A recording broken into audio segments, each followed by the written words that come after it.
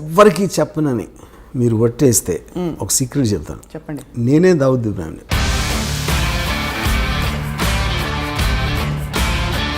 D company more డేంజరసా, RGV company more డేంజరసా అని ప్రశ్న అడుగుతుంది.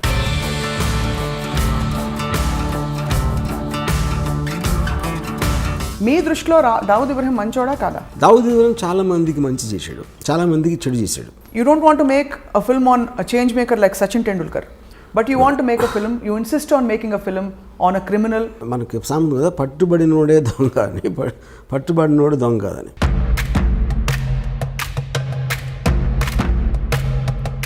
జస్ట్ క్రైమ్ చేశాడు కాబట్టి అతను చెడ్డోడు మంచోడు అంత సింప్లిస్ట్గా చేయడం కరెక్ట్ కాదు. నయంకి ఏదో టెలివిజన్ ఛానల్ పెట్టాలనే ఒక తపన ఉండేదని, అలాంటి ఫ్యాన్సీతో ఆయనే స్వయంగా ఆయన మనుషులే లేకపోతే ఆయన ఆరాధకులు మీ చేత ఏమైనా సినిమా తీయించారని అడుగుతున్నారు.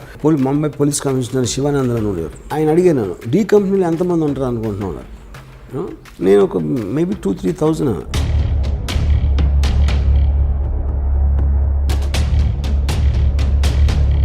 ఇది కనిపించిన ఆరో సింహం. ఇది డి కంపెనీ నుంచి ఫోన్ చేస్తున్నాను, బ్రాండ్ కావాలి అక్కడ. ఎలా ఉంటారు వాళ్ళు?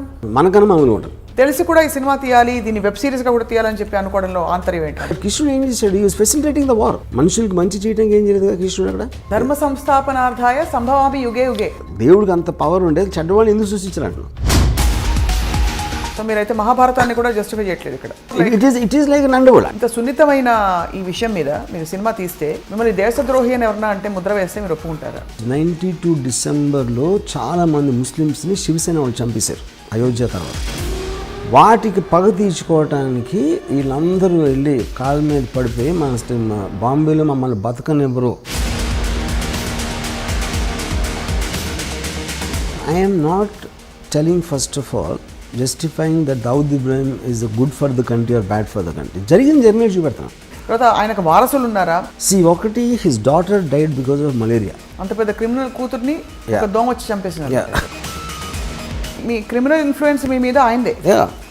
మీ ఇంట్లో ఫోటో ఉంది, ఆయన పూజను చేసుకుంటారేమో అని నా హృదయంలో ఉన్నాడు. ఒక చిన్న ఎగ్జాంపుల్ చెప్తాను. చెప్పండి. చోటా రాజాను ఒక మనిషి సౌత్య అని ఆల్మోస్ట్ తమ్ముడిలాగా చూసుకున్నాడు. ఒక పర్టిక్యులర్ స్టేజ్లో దావుద్ ఇబ్రాహింకి చోటా రాజానికి గొడవ వచ్చినప్పుడు కలిసి చోటా రాజాని చంపడానికి ప్లాన్ చేసి ఆ ప్లాన్ ఏమో వర్కౌట్ అవ్వదు. చోటా రాజాని పారిపోయాడు. ఇదంతా దుబాయ్లో జరిగింది. అంటే వీడు ఏం చేశాడంటే బాంబే నుంచి నలుగురిని తెప్పించి నేను మొత్తం అన్ని అరేంజ్ చేస్తాను, మీరు వెళ్ళి హాలిడే లాగా వెళ్ళండి దుబాయ్. అక్కడ నా వాళ్ళు వచ్చి సౌత్యాన్ని ఎలా చంపాలో వాళ్ళు ఎక్స్ప్లెయిన్ చేస్తారు, మీరు కన్విన్స్ అయితే చేయండి. వీళ్ళు సరే వెళ్ళారు దుబాయ్లో. మాల్లో బయట ఒక జిమ్ ఉంది. సౌత్య రోజు అక్కడికి వస్తాడు. పోర్ట్ దగ్గర కస్టమ్స్ వాళ్ళు అందరినీ ఆల్రెడీ సెట్ చేశాడు రాజన్ భాయ్. వాళ్ళు మిమ్మల్ని బోట్లో ఎక్కిస్తారు. ఆ బోట్ ఆ యాట్ ఇండియాకి వచ్చేస్తుంది. నెక్స్ట్ డే సాయంత్రం వచ్చాడు సౌత్య. కిందకి దిగి టపా షూట్ చేశారు. షూట్ చేసి పరిగెత్తారు. లెఫ్ట్ టర్న్ తిరిగారు. రైట్ టర్న్ తిరిగితే వ్యాన్ లేదు అక్కడ.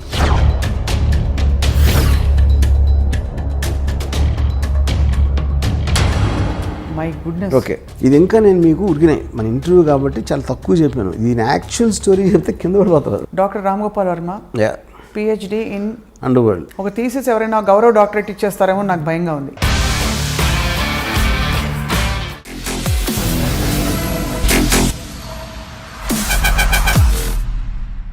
Welcome to this special interview on I dream. దర్శకులు ఫిల్మ్ మేకర్ రామ్ గోపాల్ వర్మ గారితో మనం చాలా విషయాలపై సుదీర్ఘంగా ఇంతవరకు చర్చించాం. కానీ ఇవాళ మాట్లాడబోతున్న టాపిక్ అత్యంత సున్నితమైనది, క్లిష్టమైనది. దావూద్ ఇబ్రాహిం. ఈ పేరు బహుశా ఫోన్లో స్నేహితులతోనో తెలిసిన వాళ్ళతోనో మాట్లాడడానికి కూడా మనం జంకుతూ ఉంటాం, భయపడుతూ ఉంటాం. ఈ పేరు వినగానే ఎవరు ఎక్కడ ఎలాంటి నిఘా వర్గాలు మనని ట్యాప్ చేస్తున్నారో అనే ఒక భయం కలుగుతుంది. అలాంటిది the world's most dangerous criminal Dawood ఇబ్రాహింపై ఏకంగా సినిమా తీసి పడేశారు దర్శకులు రామ్ గోపాల్ వర్మ. ఇప్పుడు ప్రస్తుతం డి కంపెనీ పేరుతో విడుదలవబోతున్న ఈ సినిమాపై మాట్లాడబోతున్నాం. అండర్ వరల్డ్ అంటే అసలు ఏమిటి తెలుసుకునే ప్రయత్నమే ఇవాల్టి ఈ ప్రత్యేక ఇంటర్వ్యూ. వర్మ గారు నమస్కారం. ఎవ్వరికి చెప్పనని మీరు ఒట్టేస్తే ఒక సీక్రెట్ చెప్తాను. చెప్పండి. నేనే దావూద్ ఇబ్రాహింని. ప్లాస్టిక్ సర్జరీ చేసుకుని అలా తిరుగుతున్నా రోడ్ల మీద. మేము చాలా సీరియస్గా గంభీరంగా మొదలు పెడితే మీరు కనీసం భయం సృష్టించడానికి కూడా మీరు అవకాశం ఇవ్వండి. But see jokes apart, because I studied, అంత స్టడీ చేసిన తర్వాత ఆల్మోస్ట్ తనలాగా ఆలోచించడం మొదలుపెట్టాను. అంటే మీరు అని చెప్తారు కదా, ఒక మనిషి ఒక 6 నెలలు ఉంటే వీరు వాళ్ళు అవుతారు, వాళ్ళు వీరు అవుతారు, సామెత ఉంది కదా. అలాగే నాకు because I constantly trying to understand, అర్థం చేసుకుని తను ఎలా ఆలోచిస్తాడు, ఎందుకు ఆలోచిస్తాడు, అంత రీసెర్చ్ చేసి యాక్చువల్గా నేనే ఫీల్ అవుతున్నాను. అది మామూలుగా మీరు మంచి చెడు అని ఎప్పుడు విభజించారు మనుషుల్ని, కానీ ఇది సూటిగా అడుగుతున్న ప్రశ్న, మీ దృష్టిలో దావుద్ ఇబ్రహీం మంచోడా కాదా? ఇక్కడ పాయింట్, మంచి అనేది మంచి చేస్తారు, చెడు అనేది చెడు చేస్తారు, అంత సింప్లిస్టిక్ డెఫినేషన్ అది. దావుద్ ఇబ్రహీం చాలామందికి మంచి చేశాడు, చాలామందికి చెడు చేశాడు. అప్పుడు మీరేంటి, ఒక సొసైటీ పరంగా మనం ఆలోచించాలా, లేకపోతే ఒక తను చుట్టూ ఉన్న వాళ్ళు తను ఎలా చూసుకున్నాడు దాన్ని బట్టి మనం ఒక మెజర్మెంట్ ఉండాలా, లేకపోతే జస్ట్ లీగల్గా మన డెఫినేషన్ తీసుకుంటే క్రైమ్ చేశాడు కాబట్టి ఒక క్రైమ్ చేసిన వాళ్ళు అందరూ చెడ్డోళ్ళు అనాలా అనేది ఈ 3 పాయింట్స్ మనకు క్లారిటీ కావాలి. సో అఫ్ కోర్స్ ఇల్లీగల్గా అబ్స్కాండింగ్ కేసులో ఉన్నాడు, is a criminal person as per the law is concern. So దాంట్లో అప్పుడు ఈజ్ అ క్రిమినల్. తర్వాత మంచి చెడు అనేది నేను చెప్పేది, ఇప్పుడు తను నమ్మింది తను చేశాడు, దాని మూలం చాలామందికి మంచి జరిగింది. సో మీరు ఒక విషయాన్ని, ఇప్పుడు చెడ్డోడిని ఎప్పుడు ఉంటాడు, you're actually justifying. I'm justifying అంటే justifying is not the word, because crime అనేది లీగల్ వర్డ్. అది ఎందుకు జరిగింది అనే దానికి ఒక మారల్ కాజ్ ఉంటుంది ఒక్కొక్కసారి. ఇప్పుడు 1980లో దొంగరిలో స్టార్ట్ అయింది డి గ్యాంగ్ అనేది యాక్చువల్గా. ఆ టైంలో very lot of poverty and large families got some 14 people inside his home, brothers చెల్లెళ్ళు వీళ్ళందరూ కలిసి. ఆ కైండ్ ఆఫ్ ఏ అట్మాస్ఫియర్లో ఆ ఇంజస్టిస్ ఫీల్ అయినప్పుడు somebody will want to do something rebellious. అది నక్సలైట్స్ కూడా అలాగే వస్తారు. Any kind of a rebel comes from that kind of a zone. అప్పుడు అది క్రిమినల్గా చేసిన తప్పుకి విచ్ ఇస్ లీగల్, కానీ తనకున్న పరిస్థితుల్లో ఒక ఎక్స్ట్రాడినరీ సర్కమ్స్టెన్సెస్లో చేసినప్పుడు ఆ పరిస్థితిని అర్థం చేసుకోకుండా మనం డైరెక్ట్గా అతను చెడ్డోడు క్రైమ్ చేశాడు కాబట్టి అనేది నాకు, that is where I don't want be judgemental. అంటే మీకు ఇంత పెద్ద గ్యాంగ్స్టర్, ప్రపంచమంతా గ్యాంగ్స్టర్ అని ఆయన కోసం నిఘా వర్గాలు వెతుకుతున్న ఈ వ్యక్తిని కూడా మీరు చెడ్డవారు అనలేరు. నేను అనలేదు. You don't want judge. ఎందుకంటే ఇంకో పాయింట్ ఏంటంటే, ఇప్పుడు దావుద్ ఇబ్రహీం మీద లాస్ట్ కేసు రిజిస్టర్ అయింది 1982లో, చాలామందికి తెలియదు. సో నియర్లీ 40 years నుంచి తను ఏమీ చేయలేదు అసలు. బేసిక్గా 93 సీరియల్ బ్లాస్ట్లో అక్యూజ్ నెంబర్ 1. అక్కడ ఏంటంటే 13 ఏళ్ళ ట్రయల్ తర్వాత ఒక్క లింక్ పెట్టలేకపోయాడు దావుద్ ఇబ్రహీం దాంట్లో ఇన్వాల్వ్ అయ్యాడు లేదని. That is actually the case history. కాకపోతే తనకున్న పేరుతోటి డి కంపెనీ అనేది దావుద్ ఇబ్రహీం సృష్టించింది, కానీ డి కంపెనీ రిజిస్టర్డ్ కంపెనీ కాదు, it is just name given. తన ఆర్గనైజేషన్ స్కిల్తో మామూలు స్ట్రీట్ గ్యాంగ్స్ని కూడా ఇంత పకడ్బందీగా నడపవచ్చు అనే ఒక ఆస్పెక్ట్ తను సృష్టించాడు. కాబట్టి ఆ డి కంపెనీ అనే పేరు కంటిన్యూ అవుతుంది. డి కంపెనీలో 100 మంది ఉన్నారు గ్యాంగ్స్టర్స్. అబూ సలీం కూడా అక్కడ ఉన్నారు, చోటా షకీల్ అక్కడ ఉన్నారు. 97 to 2004లో మ్యాక్సిమం అండర్ వరల్డ్ యాక్టివిటీస్ జరిగినాయి బాంబేలో. ఆ టైంలో దేంట్లో కూడా దావుద్ ఇబ్రహీం పేరే లేదు అసలు. So Dawood Ibrahim as a person is different from D company, though he founded it. So he founded it and hence is relevant here. But మీరు తీసిన సినిమా మాత్రం డి కంపెనీ. ఎందుకంటే నేను తీసే సినిమా ఏంటంటే basically this is about Dawood Ibrahim very beginning టైంలో అతని బ్రదర్ని చంపిన వాళ్ళ మీద పగ తీర్చుకోవడానికి ఒక ఏదో చేశాడు. ఆ ఆస్పెక్ట్ ఒకటే నేను తీసాను D company. And first time బాంబేలో దావుద్ ఇబ్రహీం అని అన్నాడు అని ఒక పేరు రిజిస్టర్ అయింది జనంలో. అది తీసి దాని తర్వాత కంటిన్యూషన్ సిరీస్ లాగా తీస్తున్నాను D company.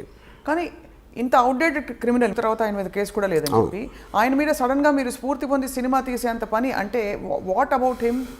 Because I honestly think is ఎప్పుడైనా సరే ఒక విజనరీ అవసరం ఏ బిజినెస్లో కానీ ఏ దాంట్లో.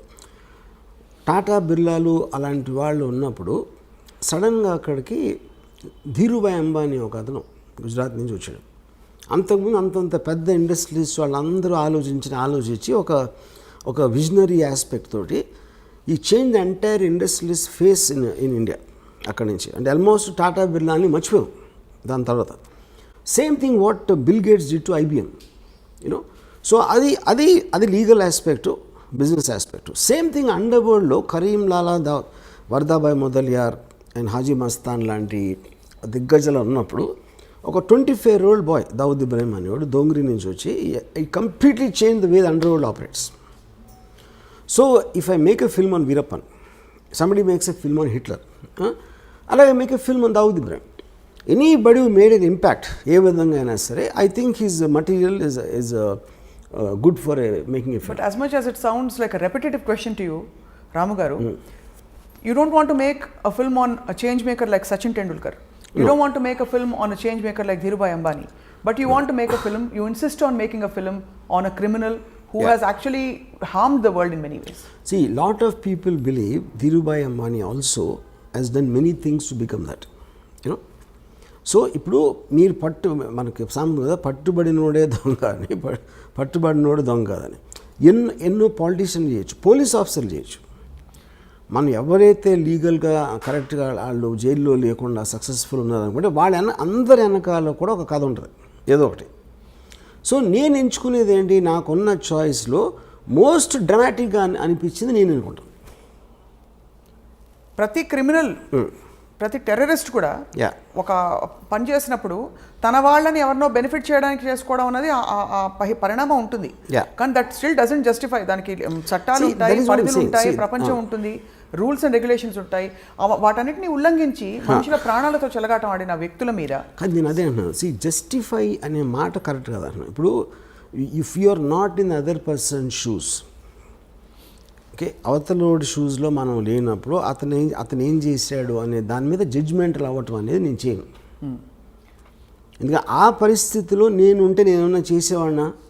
ఫర్ ఎగ్జాంపుల్ మీరు రాడికల్స్ ఉంటారు అనుకోండి, ల్యాండ్ లార్డ్స్ వాళ్ళని తొక్కేసి వాళ్ళని అరాచకాలు చేసేస్తున్నప్పుడు వాళ్ళు ఏదో ఎదురు తిరిగి ఒక ల్యాండ్ లార్డ్ని చంపేశారు అనుకోండి. చంపటం అనేది చట్టరీత్యా నేరం. Of course they will be punished for that. But ఎలాంటి పరిస్థితుల్లో వాళ్ళని కార్నర్ చేస్తే వాళ్ళు అలా చేయాల్సి వచ్చిందో అనే దానికి, that is what I want talking about moral justification if you care to understand. ఇంకా చాలా సింపుల్ చెప్తాను మీకు. నేను ఒకసారి పోలీస్ ఆఫీసర్ని అడిగినది, ఇప్పుడు క్రైమ్ చేసిన శిక్షించాలని మీరు అంటారు. ఒక రిచ్ మ్యాన్ ఒక పనివాడికి జీతం ఇట్లా, ఓకే, వాడికి ఒక వాళ్ళ mother is not well and he needs urgently money to pay for the medicine, okay. So వాడు ఈ జీతం ఇవ్వట్లేదు కాబట్టి ఆడేదో ఇంట్లో డబ్బులు కొట్టేసి వెళ్ళిపోయాడు అని పట్టుకున్నారు పోలీసులు. డబ్బులు దొంగిలించడం అనేది నేరం, ఆఫ్ కోర్స్, యూనో. అందుకని అతని చట్టరీత్యా అతను శిక్షిస్తారు ఏదో చేసి. బట్ వాడు ఎందుకు చేశాడు అని మీరు వెనకాలకి వెళ్తే I don't think you'll feel the same thing after that. Though it is still a crime. On paper it's a crime. Yeah. So you find a story behind everything. Yeah.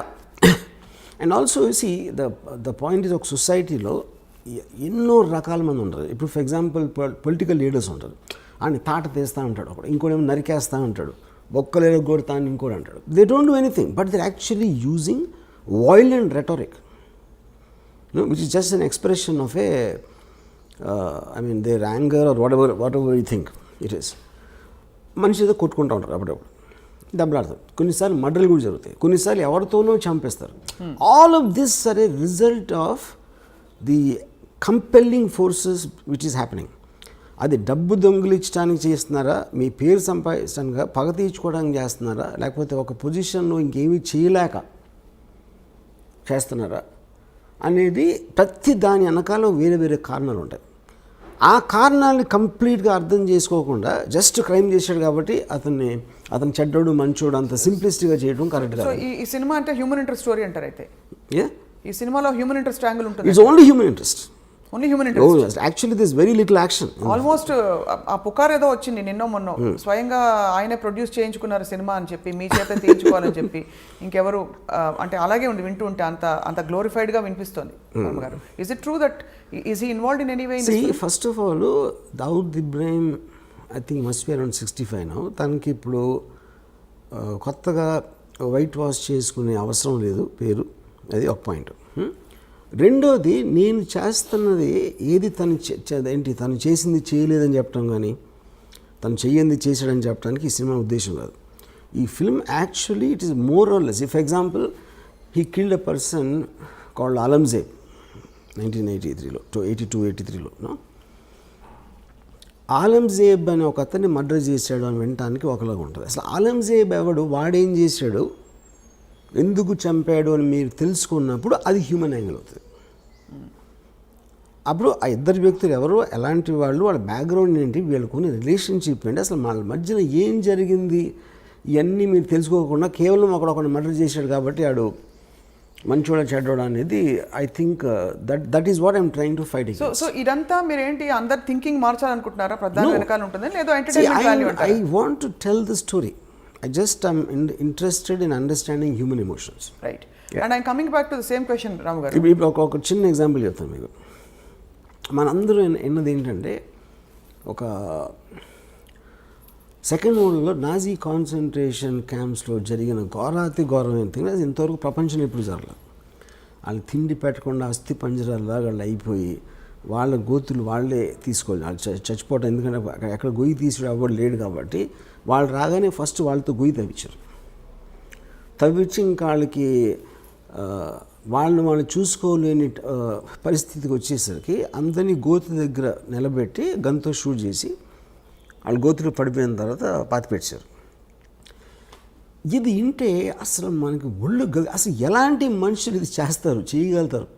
ఒకటి చేశారు, కానీ వాళ్ళు మనలాంటి మనుషులే కదా, మనం ఇప్పుడు చేయగలుగుతాం, చేయలేం. దీని మీద నేను చాలా బుక్స్ చదివి అసలు ఎలా ఎందుకు జరిగింది అంటే, ఇప్పుడు వాళ్ళు ఒక పిచ్చోళ్ళు అన్నవి ఉండాలి, లేకపోతే అలా చేసినందుకు వాళ్ళకి ఏదైనా, ఇప్పుడు ఫర్ ఎగ్జాంపుల్ పోలీసులు కొట్టారు అనుకోండి, ఆడిని టార్చర్ చేసి వాడిలోంచి ఒక నిజం తెప్పించడానికి ట్రై చేస్తారు, అదొక కారణం ఉండొచ్చు. Coming back to the concentration camps, నేను ఫైనల్గా ఏం రియలైజ్ అయ్యానంటే, ఇప్పుడు హిట్లరు టోటల్గా జ్యూస్ అందరినీ జర్మనీ నుంచి పంపించారు. అందరినీ కలెక్ట్ చేసుకుని హోల్డింగ్ ఏరియాలో పెట్టి ఒక చోట అక్కడి నుంచి ట్రాన్స్పోర్ట్ చేయాలనేది ఫస్ట్ డెసిషన్. ఓకే, ఈ డెసిషన్ ఎక్కడ బెడిచుకొట్టిందంటే, ఈ పోలాండ్ తోటి వార్ స్టార్ట్ అయింది, అక్కడి నుంచి గ్రేట్ బ్రిటన్ అటాక్ చేసింది. సడన్గా మొత్తం ట్రాన్స్పోర్టేషన్ అంతా కొలాప్స్ అయిపోయి వీళ్ళని ట్రాన్స్పోర్ట్ చేసే పరిస్థితి పోయింది. పోయేసరికి ఆల్రెడీ కలెక్ట్ చేసి అందరూ వచ్చేస్తున్నారు కాబట్టి వాళ్ళకి పెట్టడానికి వార్ జరుగుతుంది. మొత్తం అందరూ సోల్జర్స్ అందరూ వార్లో బిజీగా ఉన్నారు. వీళ్ళని గార్డ్ చేయడానికి మనుషులు లేరు. అప్పుడు ఏం చేశారంటే, చాలా స్ట్రిక్ట్ పనిష్మెంట్ ఇవ్వకపోతే వాళ్ళు భయపడరు. లైన్లో నుంచోండి అంటే నుంచోట్లేదు అనుకోండి, మీరు 3-4 సార్లు చెప్తారు. కానీ ఉన్న 4-5 గార్డులు 100 మందిని చేయాలి అంటే ఎవరన్నా లైన్లో నుంచోపోతే టపాక్కని షూట్ చేసి పడేశారు. ఆ భయంతో చచ్చినట్టు లైన్లో నుంచోవాలనేది పాయింట్. రేషన్స్ లేవు, తిండి లేదు, బయట నుంచి రావట్లేదు. అందుకని ఏం చేశారంటే, ఉన్న దాంట్లో సర్దుకోవాలి కాబట్టి చిన్న బ్రెడ్ మొక్క, ఒక చిన్న సూప్ ఏదో ఇచ్చారు. ఆబ్వియస్లీ అది న్యూట్రియంట్ సరిపోదు కాబట్టి the kept on becoming thinner and thinner. తర్వాత లేబర్ వచ్చి గోతులు తవ్వటానికి వాళ్ళు లేరు కాబట్టి ముందు ట్రైన్ దగ్గరనే వాళ్ళతో ఫస్ట్ గోతి తవ్వి చేసుకుని, ఎందుకంటే తర్వాత వాళ్ళకు కూడా శక్తి ఉండదు తవ్వటానికి. ఇవన్నీ ప్రిపరేషన్ చేసి ఇది చేశారు. సో ఇవన్నీ మీరు అన్నారనుకోండి, మీరున్నా నేనున్నా అదే చేసేవాడు. ఏది ఆ పరిస్థితికి తీసుకొచ్చింది ఎవరు? హిట్లర్. ఒక డెసిషన్. హిట్లర్ ఆ డెసిషన్ ఇలా చంపాలని చేసాడా? చేయలే. తను అనుకున్నది ఏదో వర్కౌట్ అవ్వలేదు అక్కడ. So every decision will create situations which not are necessary in your control after some time. You know, అప్పుడు నేను ఈ బుక్ మొత్తం చదివితే నాకు వాళ్ళ మీద కూడా జాలేసింది. ఇది ఎవరైతే ఇదంతా చేశారో యూనో ఆ డెసిషన్స్ తీసుకోవడానికి. అప్పుడు కేట్ విన్స్లెట్ది రీడర్ అనే ఒక టెరిఫిక్ సినిమా వచ్చింది.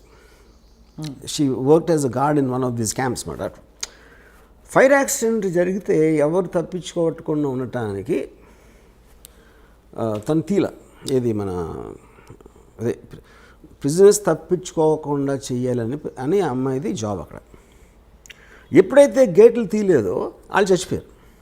దాని మీద కోర్ట్ ట్రయల్ జరిగినప్పుడు వాట్ వర్ యూ డూయింగ్ అంటే, I was doing my job అంది. నాకు నా గవర్నమెంట్ ఇచ్చిన జాబు ఎట్టి పరిస్థితుల్లోనూ వీళ్ళని తప్పించుకోవడానికి వీల్లేదు. అప్పుడు ఇలాంటి పరిస్థితి వచ్చినప్పుడు ఆ డెసిషన్ సొంతంగా తీసుకోవచ్చా తీసుకోలేరా అనేది పాయింట్ అక్కడ.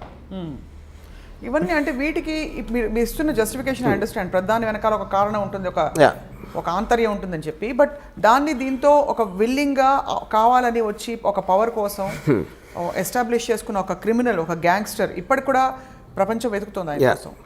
సో అటువంటి సినిమా మీరు తీశారంటే ఖచ్చితంగా 2 కారణాలు ఉండాలి. ఇప్పుడు నయీం గురించి విన్నప్పుడు కూడా నయీంకి ఏదో టెలివిజన్ ఛానల్ పెట్టాలనే ఒక తపన ఉండేదని, ఆయన టీవీలో కనిపించడానికి ఇష్టం అని, అలాంటి ఫ్యాన్సీస్ వాళ్ళకు ఉంటాయని చెప్పి గ్యాంగ్స్టర్స్కి, అలాంటి ఫ్యాన్సీతో ఆయనే స్వయంగా ఆయన మనుషులే లేకపోతే ఆయన ఆరాధకులు మీ చేత ఏమైనా సినిమా తీయించారని అడుగుతున్నారు. మొన్న కూడా ఎక్కడో ఇంటర్నెట్లో వైరల్ అయింది ఈ మాట. Is it right? Is it true? That's not true. First of all gangster అనేది ఒక వర్డ్. అది గ్యాంగ్స్టర్ అనే దాని మీనింగ్ ఏంటి? ఒక గ్యాంగ్ని నడిపేవాడు, లేకపోతే గ్యాంగ్లో పనిచేసేవాడు. ఆయన కాదా gangster? Gang is organise, of course organise crime అనేది గ్యాంగ్స్టర్ బేసిక్గా. ఆర్గనైజ్ క్రైమ్ అంటే ఏంటంటే మీ తెలివితోటి క్రైమ్ చేస్తా కూడా తప్పించుకునేలాగా ఒక సిస్టమ్ క్రియేట్ చేయటాన్ని ఆర్గనైజ్ క్రైమ్ అంటారు. లేకపోతే మామూలు క్రైమ్ అది, అప్పటికప్పుడు ఏదో అనుకునే ఒకళ్ళిద్దరు చేసేది. ఒక గ్రూప్ ఆఫ్ పీపుల్ కూర్చుని ప్లాన్ వేసి ఇలా చేస్తే మనం పట్టుబడం, ఇలా చేస్తే మనం పైకి వస్తాం, ఇలా చేస్తే అలా అవుతుంది అని ఒక ప్లాన్ ప్రకారం ఒక గ్రూప్ ఆఫ్ పీపుల్ చేయటాన్ని ఆర్గనైజ్ క్రైమ్ అంటారు. So for example D company ఉందనుకోండి. డీ కంపెనీ నేను ఒక 1999-2000లో ఒక ముంబై పోలీస్ కమిషనర్ శివానందన్ అని ఉండేవారు. ఆయన అడిగాను, డీ కంపెనీలో ఎంతమంది ఉంటారు అనుకుంటున్నారు? నేను ఒక మేబీ 2,000-3,000, మ్యాక్సిమం 20 మంది ఉంటారు. నాకు షాక్ అది. అంటే ఎందుకంటే ఎంత ఎక్కువ మంది ఉంటే న్యూస్ బయటకు వచ్చేటం అంత ప్రమాదం ఉంటుంది. అన్ని నోళ్ళు మూయించాలి, అన్ని నోళ్ళని కంట్రోల్ చేయాలి. అది చాలా క్లోజ్ గ్రూప్ ఉంటుంది. కానీ డీ కంపెనీ కోసం పనిచేసే వాళ్ళు వేలల్లో ఉంటారు. కానీ వాళ్ళు ఎవ్వరికి కూడా డీ కంపెనీకి పనిచేస్తున్నట్టు తెలియదు చాలామందికి దాంట్లో. Which is the whole power of an organisation. They don't know their employer. అంటే ఇది కంపెనీ ఉండొచ్చు. ఫర్ ఎగ్జాంపుల్ నా దగ్గరికి ఒక ప్రొడ్యూసర్ వస్తాడు. ఆ ప్రొడ్యూసర్ వచ్చి నేను మీద సినిమా తీస్తానంటాడు. సో ప్రొడ్యూసర్ పేరు ఏదో ఉందాడు, అది సపోజ్ అటు సినిమా తీస్తాడు. సినిమా అనేది లీగల్ బిజినెస్. అప్పుడు నేను తీస్తాను సినిమా, కానీ అతను డీ కంపెనీ మనిషి. కానీ నేను పనిచేసేది ఎవరికి? ఇతనికి.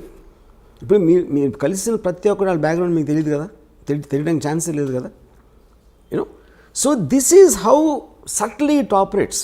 ఇప్పుడు అలా మీ ఎంప్లాయర్ మీకు తెలియదేమో? తెలీదు, ఎవరికి తెలియదు. బాంబేలో చాలాసార్లు మీకు ఇలాగా భరత్ భాయ్ షా కేసులో చోరీ చుప్కే సల్మాన్ ఖాన్, ప్రీతి జింటా, రాణి ముఖర్జీ అలాంటి యాక్టర్స్ ఉన్న పిక్చరు నాజీం రిజ్వీ అని ఒకటి ప్రొడ్యూస్ చేశాడు. భరత్ భాయ్ ఫిల్మ్ ఫైనాన్షియల్, ఆయన ఎన్నో సంవత్సరాల నుంచి చేస్తున్నాడు. నాజీం రిజ్వీ అండర్ వరల్డ్ మనిషి అని సినిమా సగమయ్యేది తెలిసి, అది ఎవరో చెప్పారు. కానీ అండర్ వరల్డ్ మనిషి అంటే ఏంటి అసలు అర్థం ఏంటి? ఫస్ట్ అది చెప్పండి. అండర్ వరల్డ్ మనిషి అంటే మీరు డైరెక్ట్గా క్రైమ్ చేసే వాళ్ళు ఒకళ్ళు ఉంటారు. అంటే డైరెక్ట్ క్రైమ్ అంటే ఏంటి? లీగల్ డెఫినేషన్లో.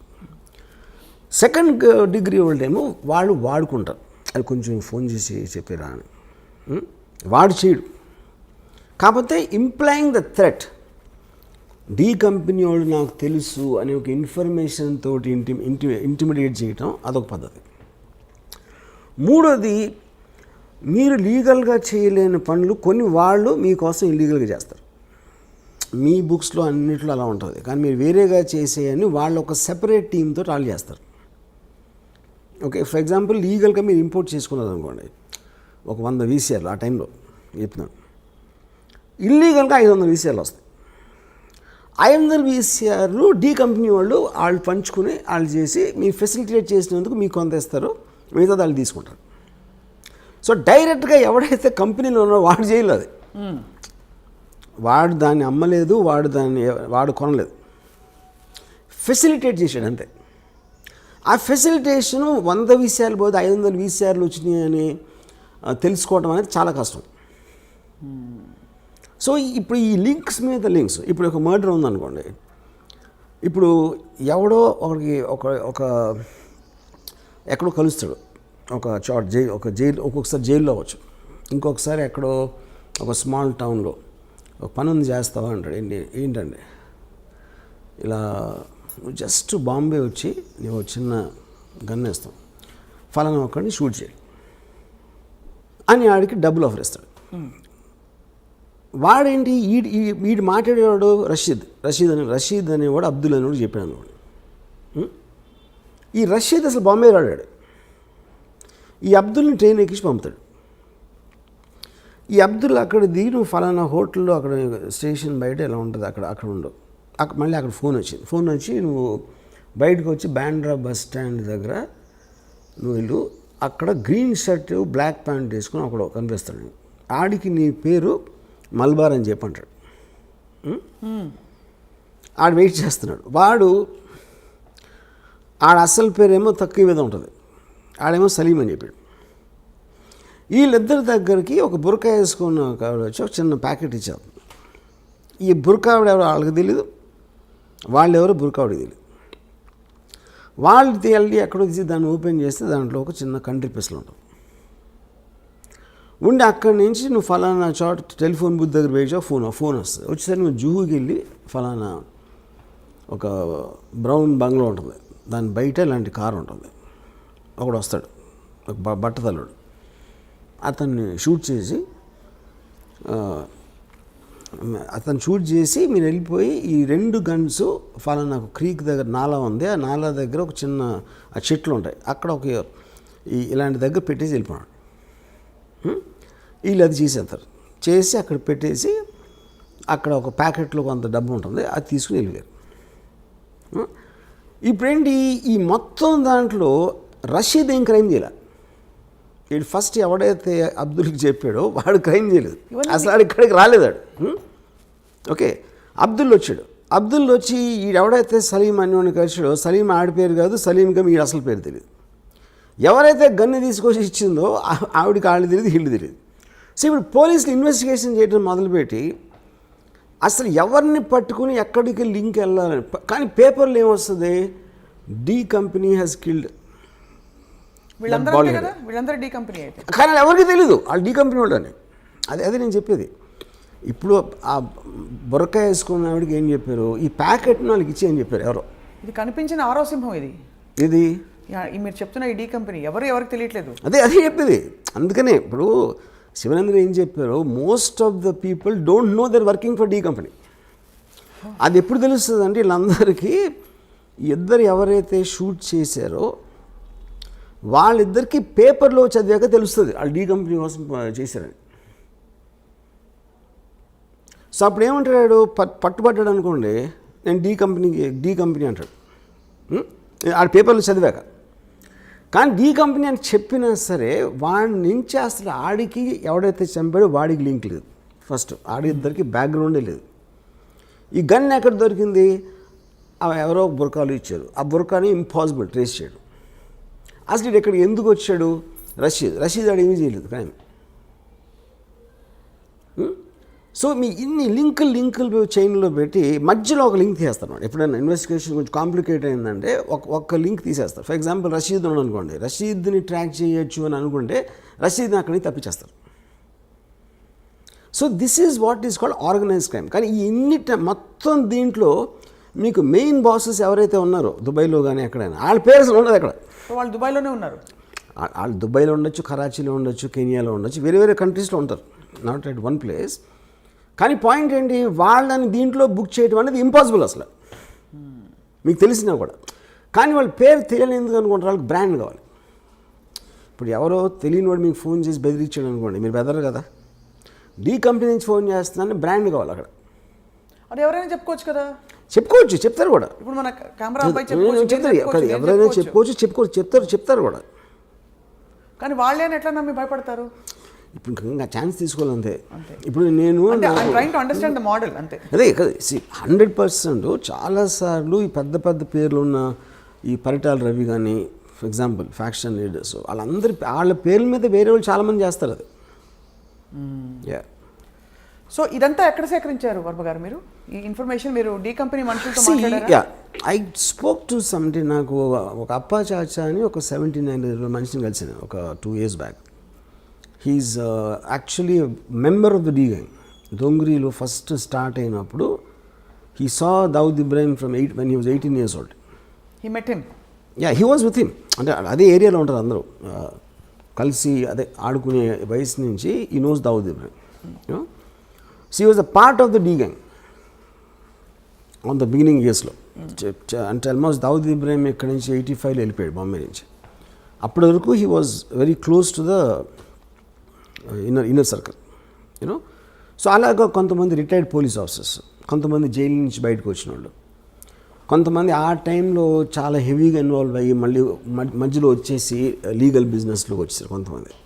సో ఇలా ఒక 10-12 పీపుల్ నుంచి నేను సేకరించాను. అండ్ మీరు ఇందాక చెప్పిన స్పెసిఫిక్ ఇది చాలా సున్నితమైన question. I don't even know if I should be asking this question.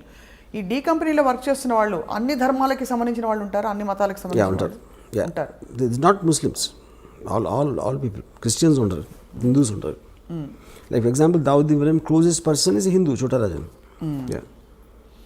And మీరెప్పుడు దావుద్ ఇబ్రాహిం తాలూకు మనుషుల్ని దగ్గరగా కలవలేదు ఎక్సెప్ట్ అప్పా చాచా? వీళ్ళందరినీ కలిసాను, చాలామంది కలిసాను. వీళ్ళందరూ కలిసారు. ఎలా ఉంటారు వాళ్ళు? మనకన్నా మామూలుగా ఉంటారు. మనకన్నా మన మీద ఎక్కువ అనుమానం వస్తుంది. అంటే very very normal looking people అసలు. సో ఈ సినిమా షూటింగ్కి సంబంధించి వర్మ గారు, షూటింగ్ మొత్తం ఇది డీ కంపెనీ ముంబై చుట్టూ తిరగవలసిన కథ. మీరు ఎక్కడో ముంబై కాకుండా ఇతర ప్లేసెస్లో షూట్ చేశారు. ఎందుకంటే 80s ముంబై అనేది ముంబైలో ఉండడానికి ఛాన్సే లేదు.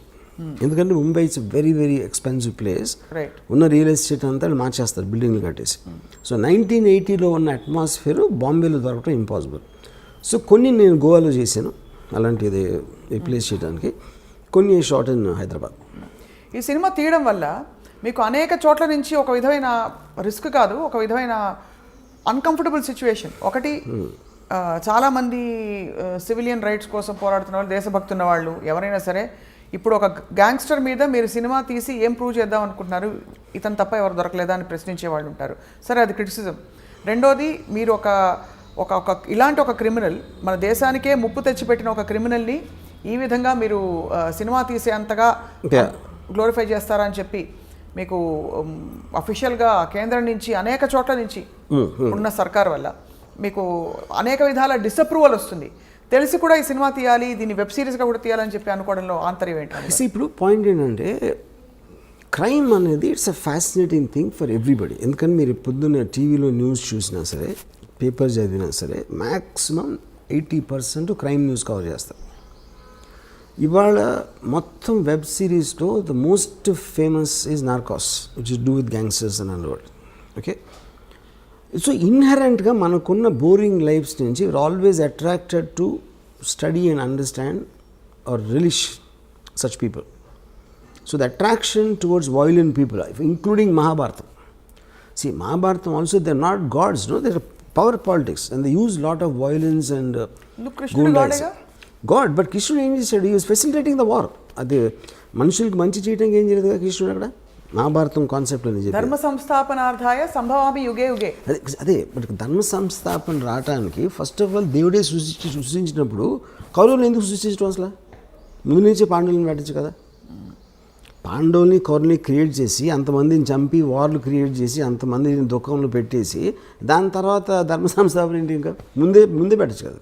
ముందే అసలు చెడ్డవాళ్ళు లేకుండా అదే కదా దేవుడికి అంత పవర్ ఉండేది. చెడ్డవాళ్ళు ఎందుకు సృష్టించాలంటున్నాం అంటే ఇలా జరిగితే ఇలా ఉంటాయి పర్యవసానాలని మనిషికి చెప్పడానికి ఈ యుగంలో చెప్పాల్సిన అవసరం ఉంది. ముందు నుంచి మంచి పేరు అయిపోయింది కదా పని. సో మీరైతే మహాభారతాన్ని కూడా జస్టిఫై చేయట్లేదు ఇక్కడ.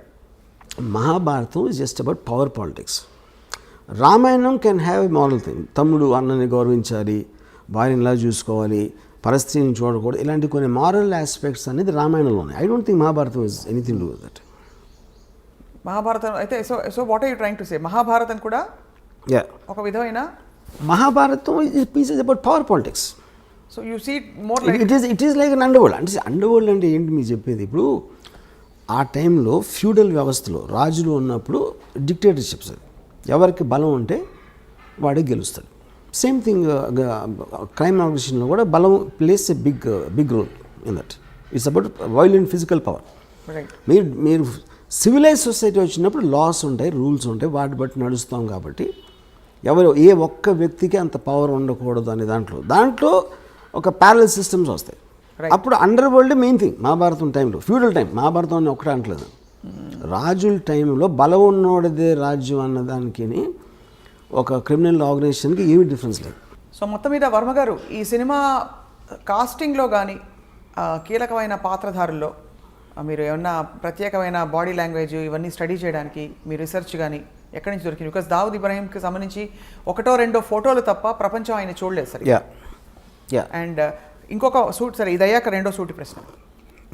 సో మీరు ఎక్కడి నుంచి చేశారు ఈ రీసెర్చ్ అంతా కూడా to make people believe that this is perhaps what Dawood Ibrahim look like? See anybody ఒక మనిషి ఫర్ ఎగ్జాంపుల్ నేను when I did on Veerappan you know నేను సినిమా తీసే టైంకి వీరప్పన్ పోయి ఆల్రెడీ 10 ఏళ్ళు అయిపోయాయి ఆర్ మోర్. సో ఏది మీరు చేసినా in the research most authentic sources మీకు సాధ్యమైనంత వరకు. ఇప్పుడు నిజం అనేది బిలీవబుల్గా ఉండాలి. నిజం అనేది ఎవరికి తెలియదు ఎప్పటికీ, ఎందుకంటే మీరు ఆ టైంలో మీరు లేరు, అది చేసినప్పుడు మీరు లేరు. అలాంటప్పుడు మీరు రిపోర్ట్ చేసిన, ఒక కథ రాసిన, ఒక కాలం రాసిన, సినిమా తీసిన, the way your piecing it together it should sound truthful you know. So ఇప్పుడు నేను సపోజ్ 5 అడిగినాను అనుకోండి దావుద్ ఇబ్రాహీం గురించి, 5 వర్షన్స్ చెప్తున్నారు అతను ఎలాంటి అతను. ఒక 3 చెప్పండి మాకు. అంటే ఒకడేమో అసలు నాకు అది చాలా పిరికోడు అండి, మీడియా చేసింది, అసలు అడిగి ఏమీ లేదు అని చెప్పాడు ఒకడు.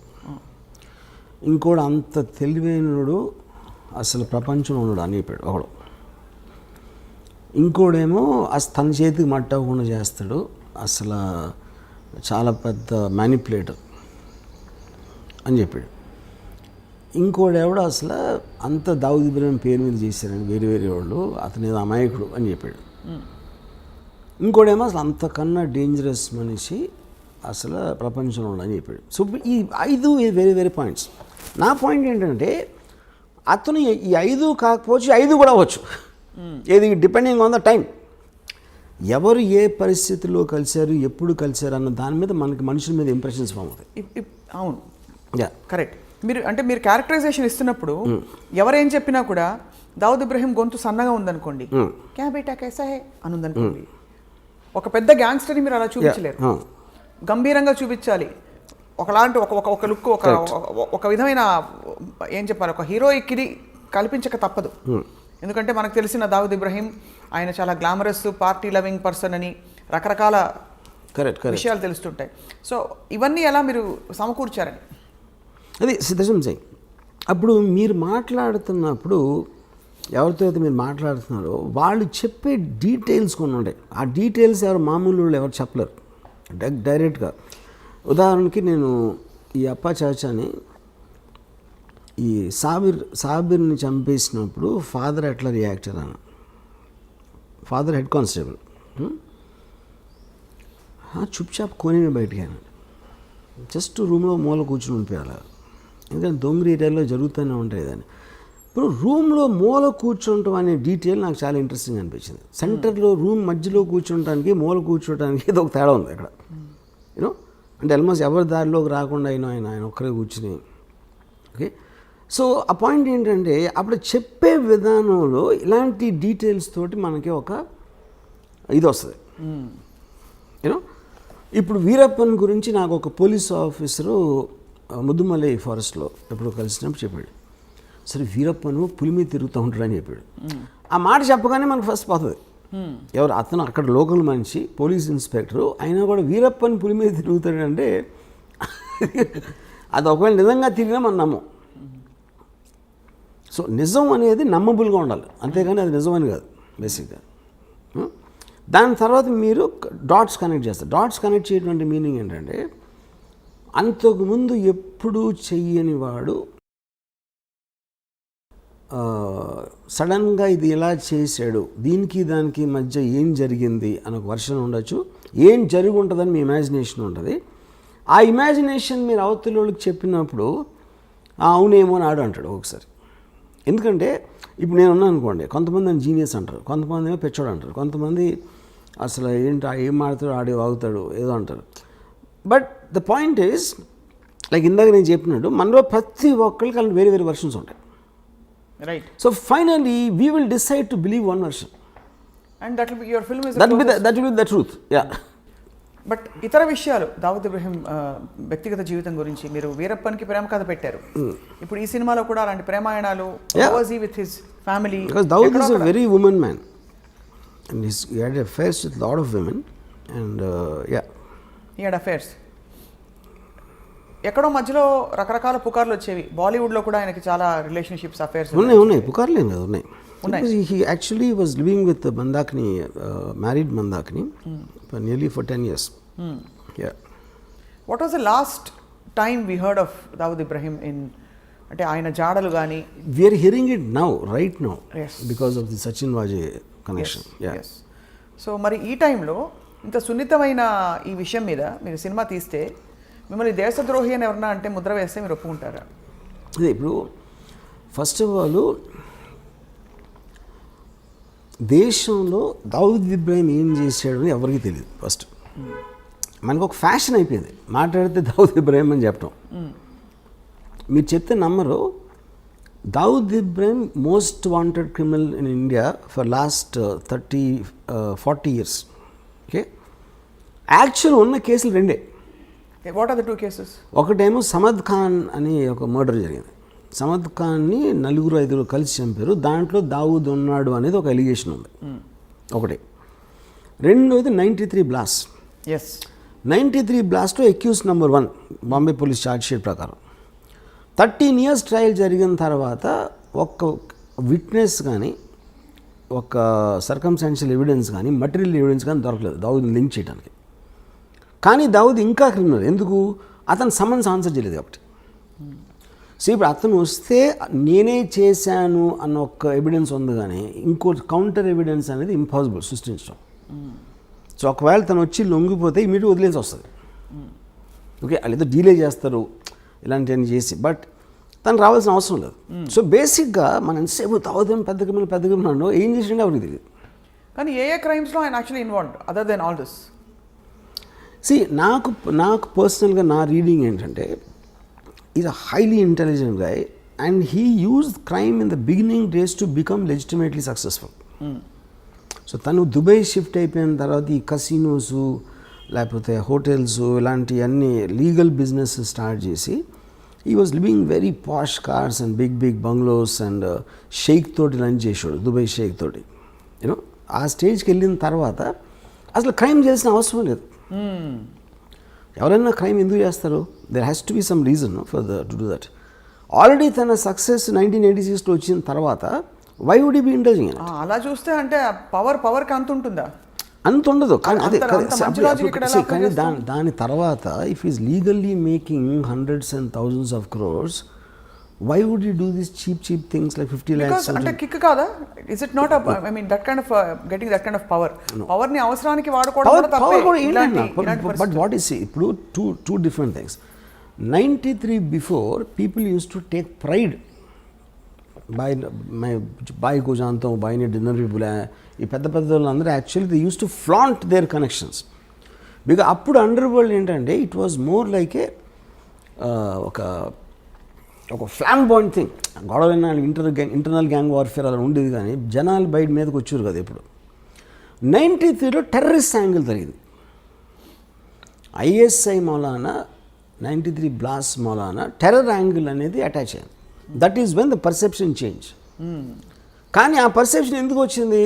Because the police have charged him, which they can't prove till today. Except for that we never heard of him in any case.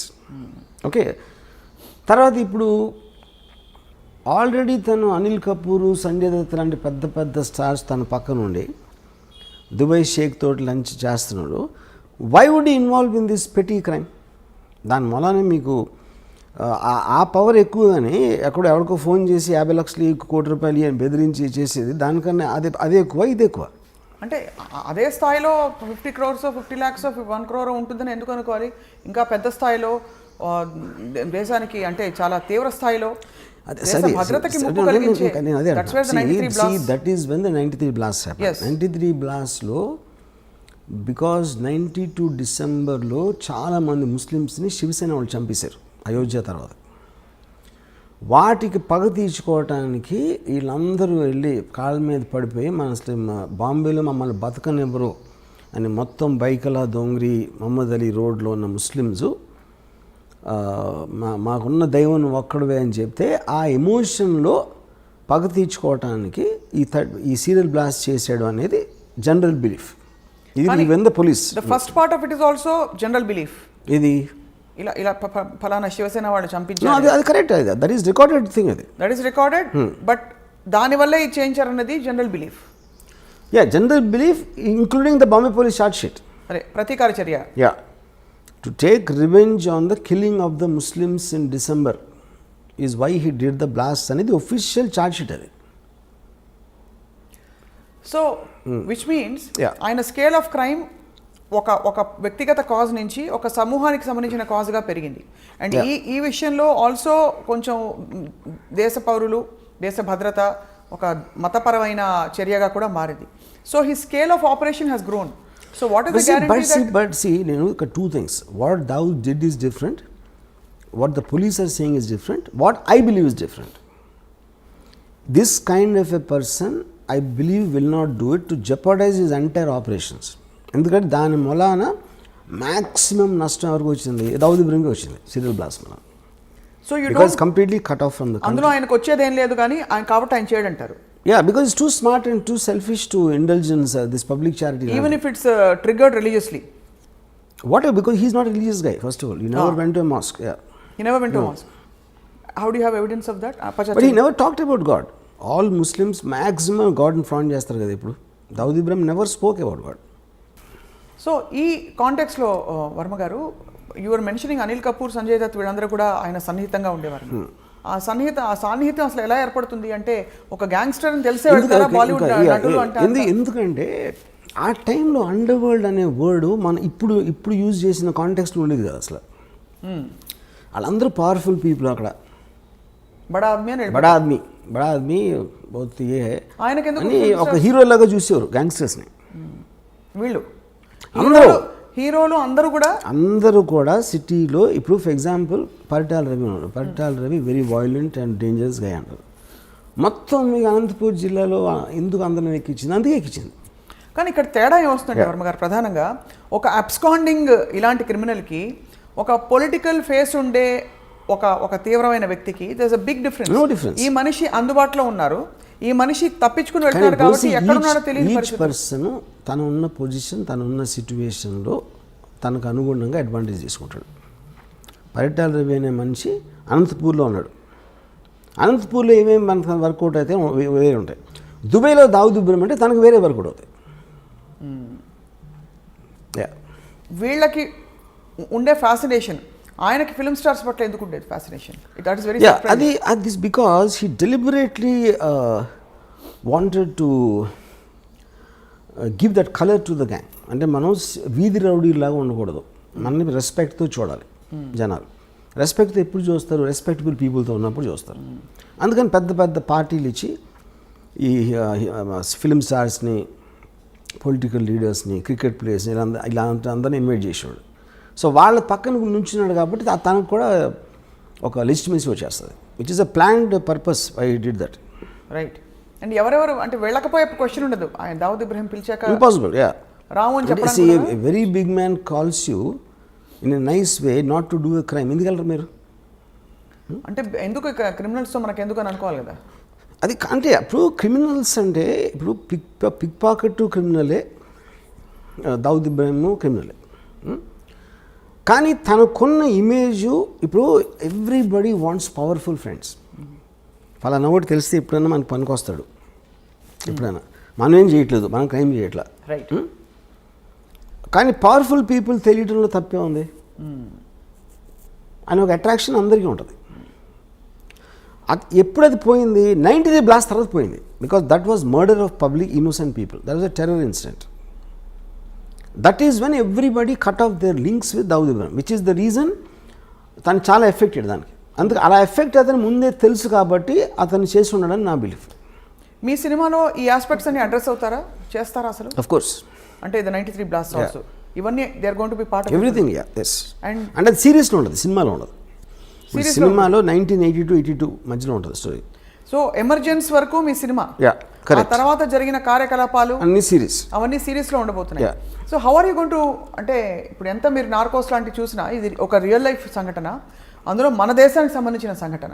సరే మీరు దేశభక్తి ఉందే లేదు అని చెప్పినా కూడా ఎక్కడో అక్కడ మీకు కొంచెం ఉంటుంది కదా, అంటే ఒక విధమైన concern. How are you going to justify making series on this? I am not telling first of all justifying that Dawood Ibrahim is good for the country or bad for the country. జరిగిన చూపెడతాను. Then it's up to the people. ఇప్పుడు నేను మన దేశానికి స్వాతంత్రం తెచ్చిన దావుద్ ఇబ్రాహిం చెప్పట్లేదు కదా నేను. What exactly he's I'm showing that. Right. It like a documentation of A story that shook up the entire country at one point of time. Right. Ram Gopal Varma గారు, దావుద్ ఇబ్రాహింని ఎప్పుడైనా కలిసే అవకాశం కానీ ఆలోచన కానీ మీకుందా? ఆయనకు ఈ సినిమా తర్వాత ఉంటుంది అనుకుంటారా? I don't think so. ఎందుకంటే Dawood Ibrahim is a highly secretive person. Last మరి ఆ సీక్రెట్స్ అన్ని మీరు బయట పెట్టేస్తున్నారు కదా ఈ సినిమాలో. కాదు, నేను అనేది తను ఇప్పుడు ఇంటరాక్షన్ నేను చెప్పేది. 35 yearsలో తన ఒక ఫోటో బయట రాలేదు. ఎందువల్ల అంటారు? అది I'm very surprise actually. And ఒక వీడియో క్లిప్ కానీ ఒక ఫోటో కానీ. And also you're wrong in saying that people are searching for him. That's not true. ఒక పాయింట్ ఏంటంటే he is under another name in Pakistan. ఇప్పుడు ఇండియాకి పాకిస్తాన్కి ఎక్స్ట్రాడిషన్ ట్రీటీ లేదు. సో ఇప్పుడు ఫర్ ఎగ్జాంపుల్ తౌబిష్ అని ఒక ముస్లిం ఉన్నాడు అనుకోండి కరాచీలో. వాడు అక్కడే క్రైమ్ చేసి ఆడొచ్చి హైదరాబాద్లో ఉన్నాడు అనుకోండి, మనం పట్టించుకుంటాం. మనం పాకిస్తాన్లో ఎవడో ఏదో చేస్తే మనం ఇప్పుడు క్రైమ్ అనేది ఇప్పుడు జ్యూరిస్డిక్షన్ మన దగ్గర ఉండి మన దగ్గర ఉన్నప్పుడు క్రైమ్ చేయాలి. సో ఎవరు చూడడం లేదంటారు? ఎవరు చూడలేదు. సో ఆయన ఎక్కడైనా ఎయిర్పోర్ట్ లోకి వచ్చి కనిపించలేతే మీ గోవా బీచ్ లో షూటింగ్ సెట్ పక్కన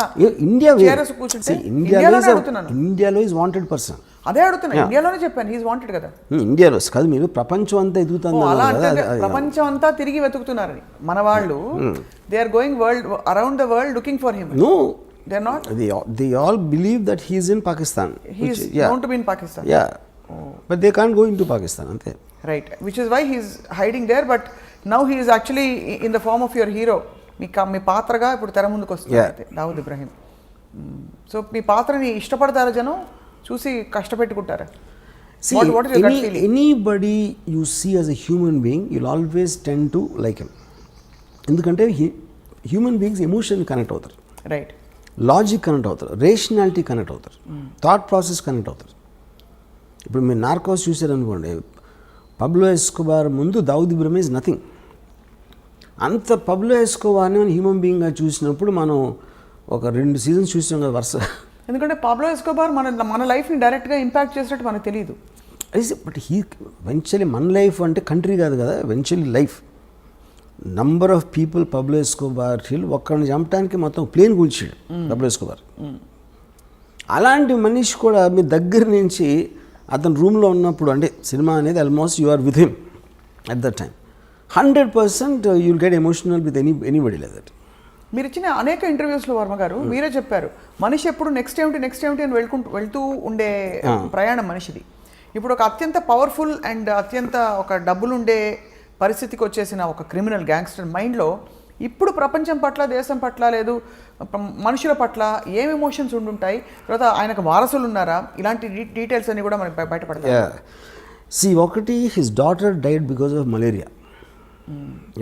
అంత పెద్ద క్రిమినల్ కూతుర్ని ఒక దోమ వచ్చి చంపేసింది. ఓకే. ఇంకొక డాటరు మియాందా అనే మన క్రికెట్ ప్లేయర్ గాట్ మ్యారీడ్. ఒక సన్ ఏమో మౌలానా అయిపోయాడు. Is almost like equal Pujari లాగా. Pujari. But I think Dawood is a guy, I doubt he will have any familiar.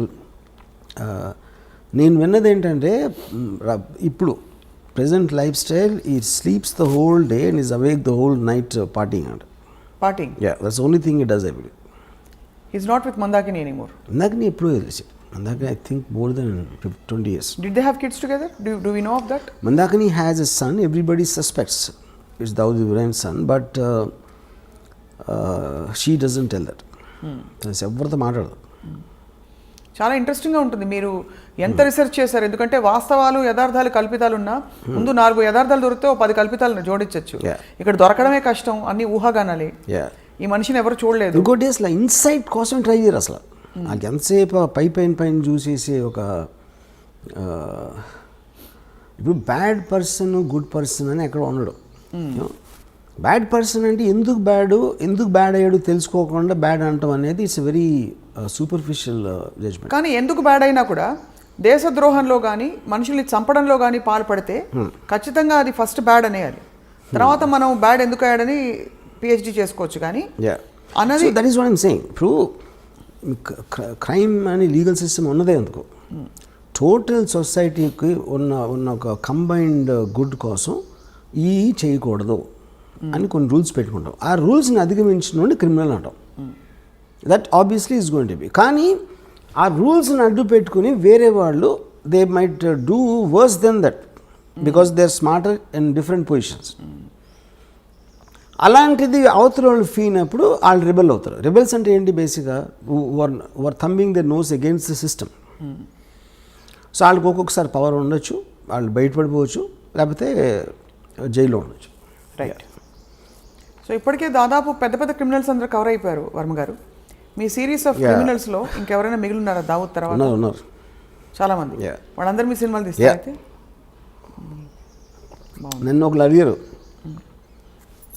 మీరు డైరెక్టర్ అవ్వకపోతే గ్యాంగ్స్టర్ అయి ఉండేవారా అని. మీరు డైరెక్టర్ అవ్వకపోతే క్రిమినల్ గ్యాంగ్స్టర్ అయ్యేవారా అని. నేను I'm like A naturalist studies wild animals. అందరూ మీకు జంతువులు, ఫారెస్ట్లో ఒక స్నేక్ ఉండొచ్చు, కోబ్రా ఉండొచ్చు, లేకపోతే టైగర్ ఉండొచ్చు, లయన్ ఉండొచ్చు. ఆ వైల్డ్ యానిమల్స్ స్టడీ చేయడం నాకు ఇష్టం. That doesn't mean I'm the wild animal. Okay. So ఇప్పుడు నాకు ఒక దాని మీద ఒకడిని చంపాడు అంటే ఆ యాక్ట్ కన్నా ఎక్కువ వాడు చంపే పరిస్థితి, చచ్చిపోయే పరిస్థితి ఎందుకు తెచ్చుకున్నాడు, వీడు చంపే పరిస్థితికి ఎందుకు వచ్చాడు అని స్టడీ చేయడం నాకు ఎక్కువ ఇష్టం. మీరు గతంలో అమ్మాయిల గురించి కూడా ఇలాగే అన్నారు. ఏమని? వైల్డ్ లైఫ్ న్యాచురలిస్ట్ మీరు. అమ్మాయిల గురించి అలా, అమ్మాయిలు అంటే I think that is art for me. అమ్మాయిలు అంటే ఆర్ట్ ఫిల్మ్, నాట్ ఇలాంటి సినిమా కాదు. రైట్. దావుద్ ఇబ్రహీం జంతువు అయింటే ఏమైండేవారు? ఏ జంతువు అయిండేవారు closest? I definitely won't equate him with these dangerous animals. Actually, most dangerous animal is human being. Andukane you can control all the animals. Actually, you know. I can't say fox also. Definitely, I won't equate him neither with a snake nor a tiger. ఇప్పుడు ఒక పెద్ద బ్రహ్మ ప్రశ్న, snake or tiger you're saying, అంతేనా? అంటే స్నేక్కి మనం మామూలుగా పావురా అంటే ఏదో దాక్కుని మనకు కనిపించకుండా కాటేస్తుంది అన్న దాని మీద వచ్చి ఉంటుంది అనుకుంటున్నా. పాము అంటే మనకు తెలీదు ఎప్పుడు కాటేస్తుందో అని. టైగర్ అనేది ఆబ్వియస్ స్ట్రెంగ్త్ అది. కానీ తెలివితేటలు కూడా ఉన్నాయి కాబట్టి నక్క కూడా ఉండొచ్చు. అంటే నక్క పాయింట్ ఏంటంటే పరిగెడతా ఉంటుంది. తెలివిగా ఏం చేస్తుందో నాకు ఇంతవరకు తెలియదు. నక్క తెలివింది అంటారు కానీ అది ఏం తెలివి ఉపయోగించింది నాకు తెలియదు ఇంతవరకు. సో ఇది ఒక అన్ని కలగలిసిన ఒక విచిత్ర జంతువు, అంతేనా?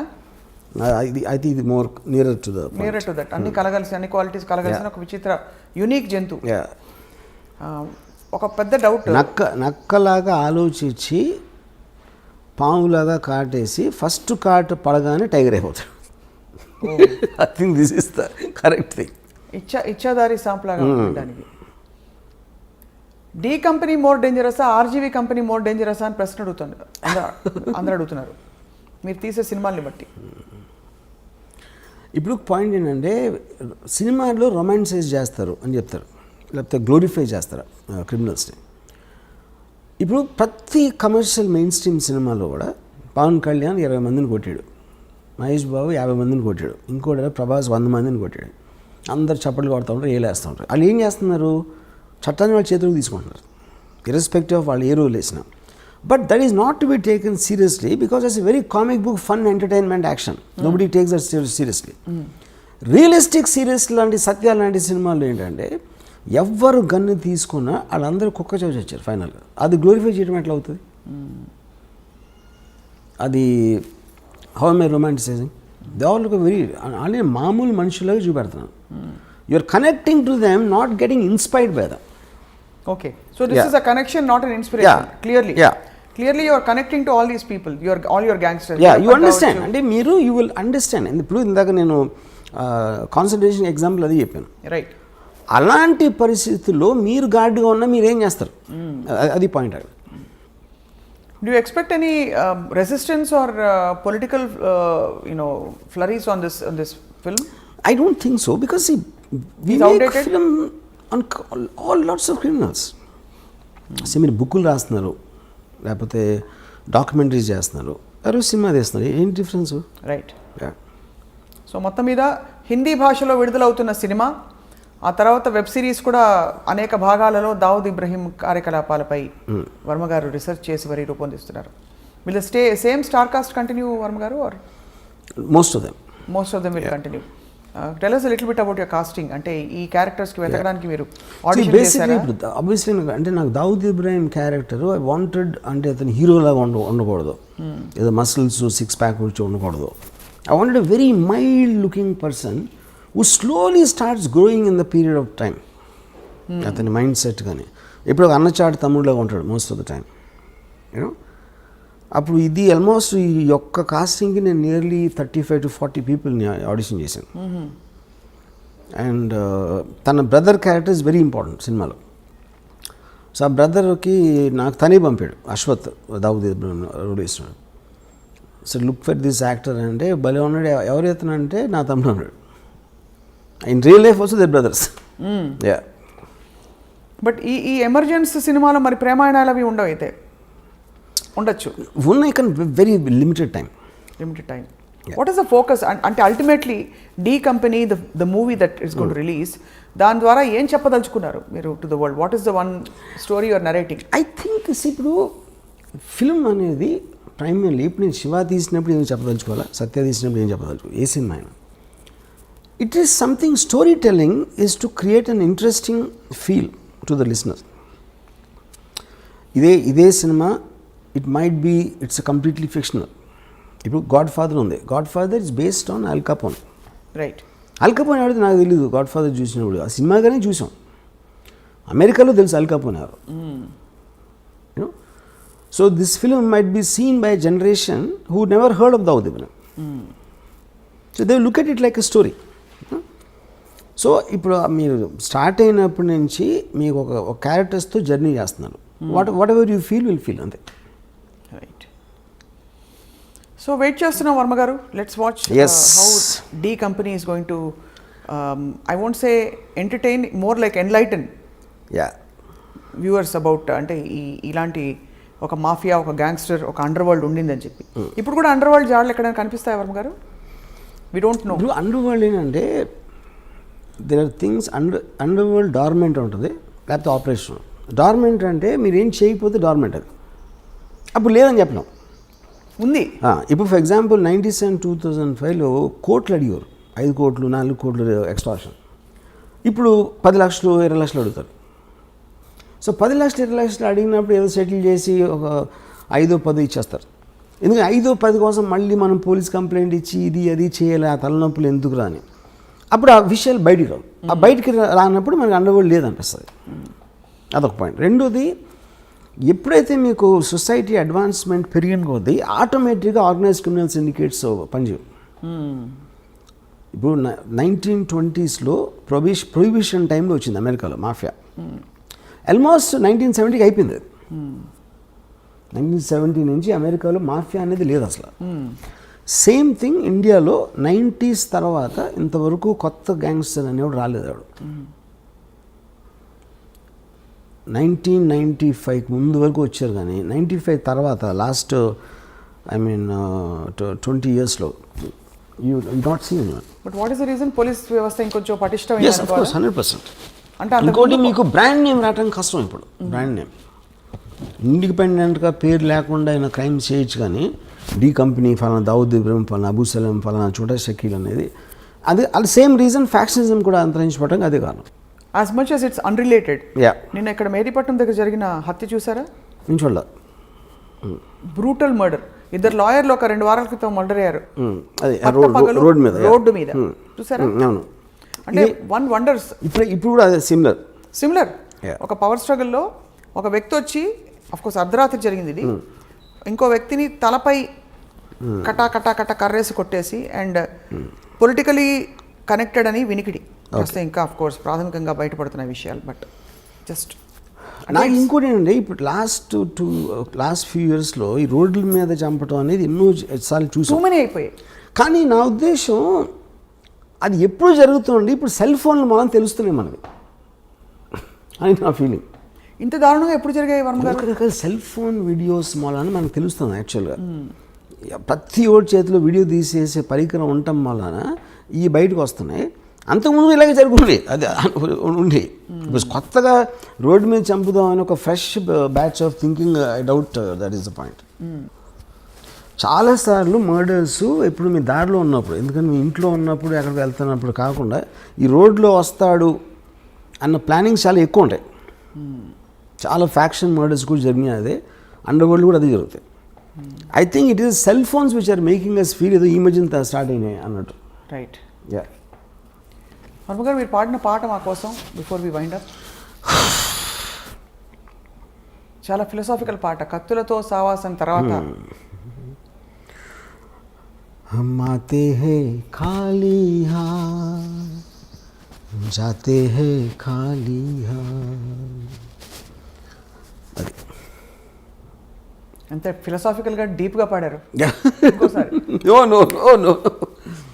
But it is actually quite surprising to see ఒక సీరియస్ సబ్జెక్ట్కి మీరు ఎంత ఆబ్జెక్టివిజం, ఎక్కడ ఎమోషన్ ఇంటర్ఫియర్ కాకుండా ఆబ్జెక్టివ్గా ఒక కథని కథగా చూసి ఒక వాస్తవాన్ని ఎన్ని అవాంతరాలు, సవాళ్ళు, క్వశ్చన్స్, క్రిటిసిజం వస్తాయని తెలిసి కూడా మీరు నేను చేసేది చేసి తీరుతానని చెప్పి మరొకసారి ప్రూవ్ చేశారు.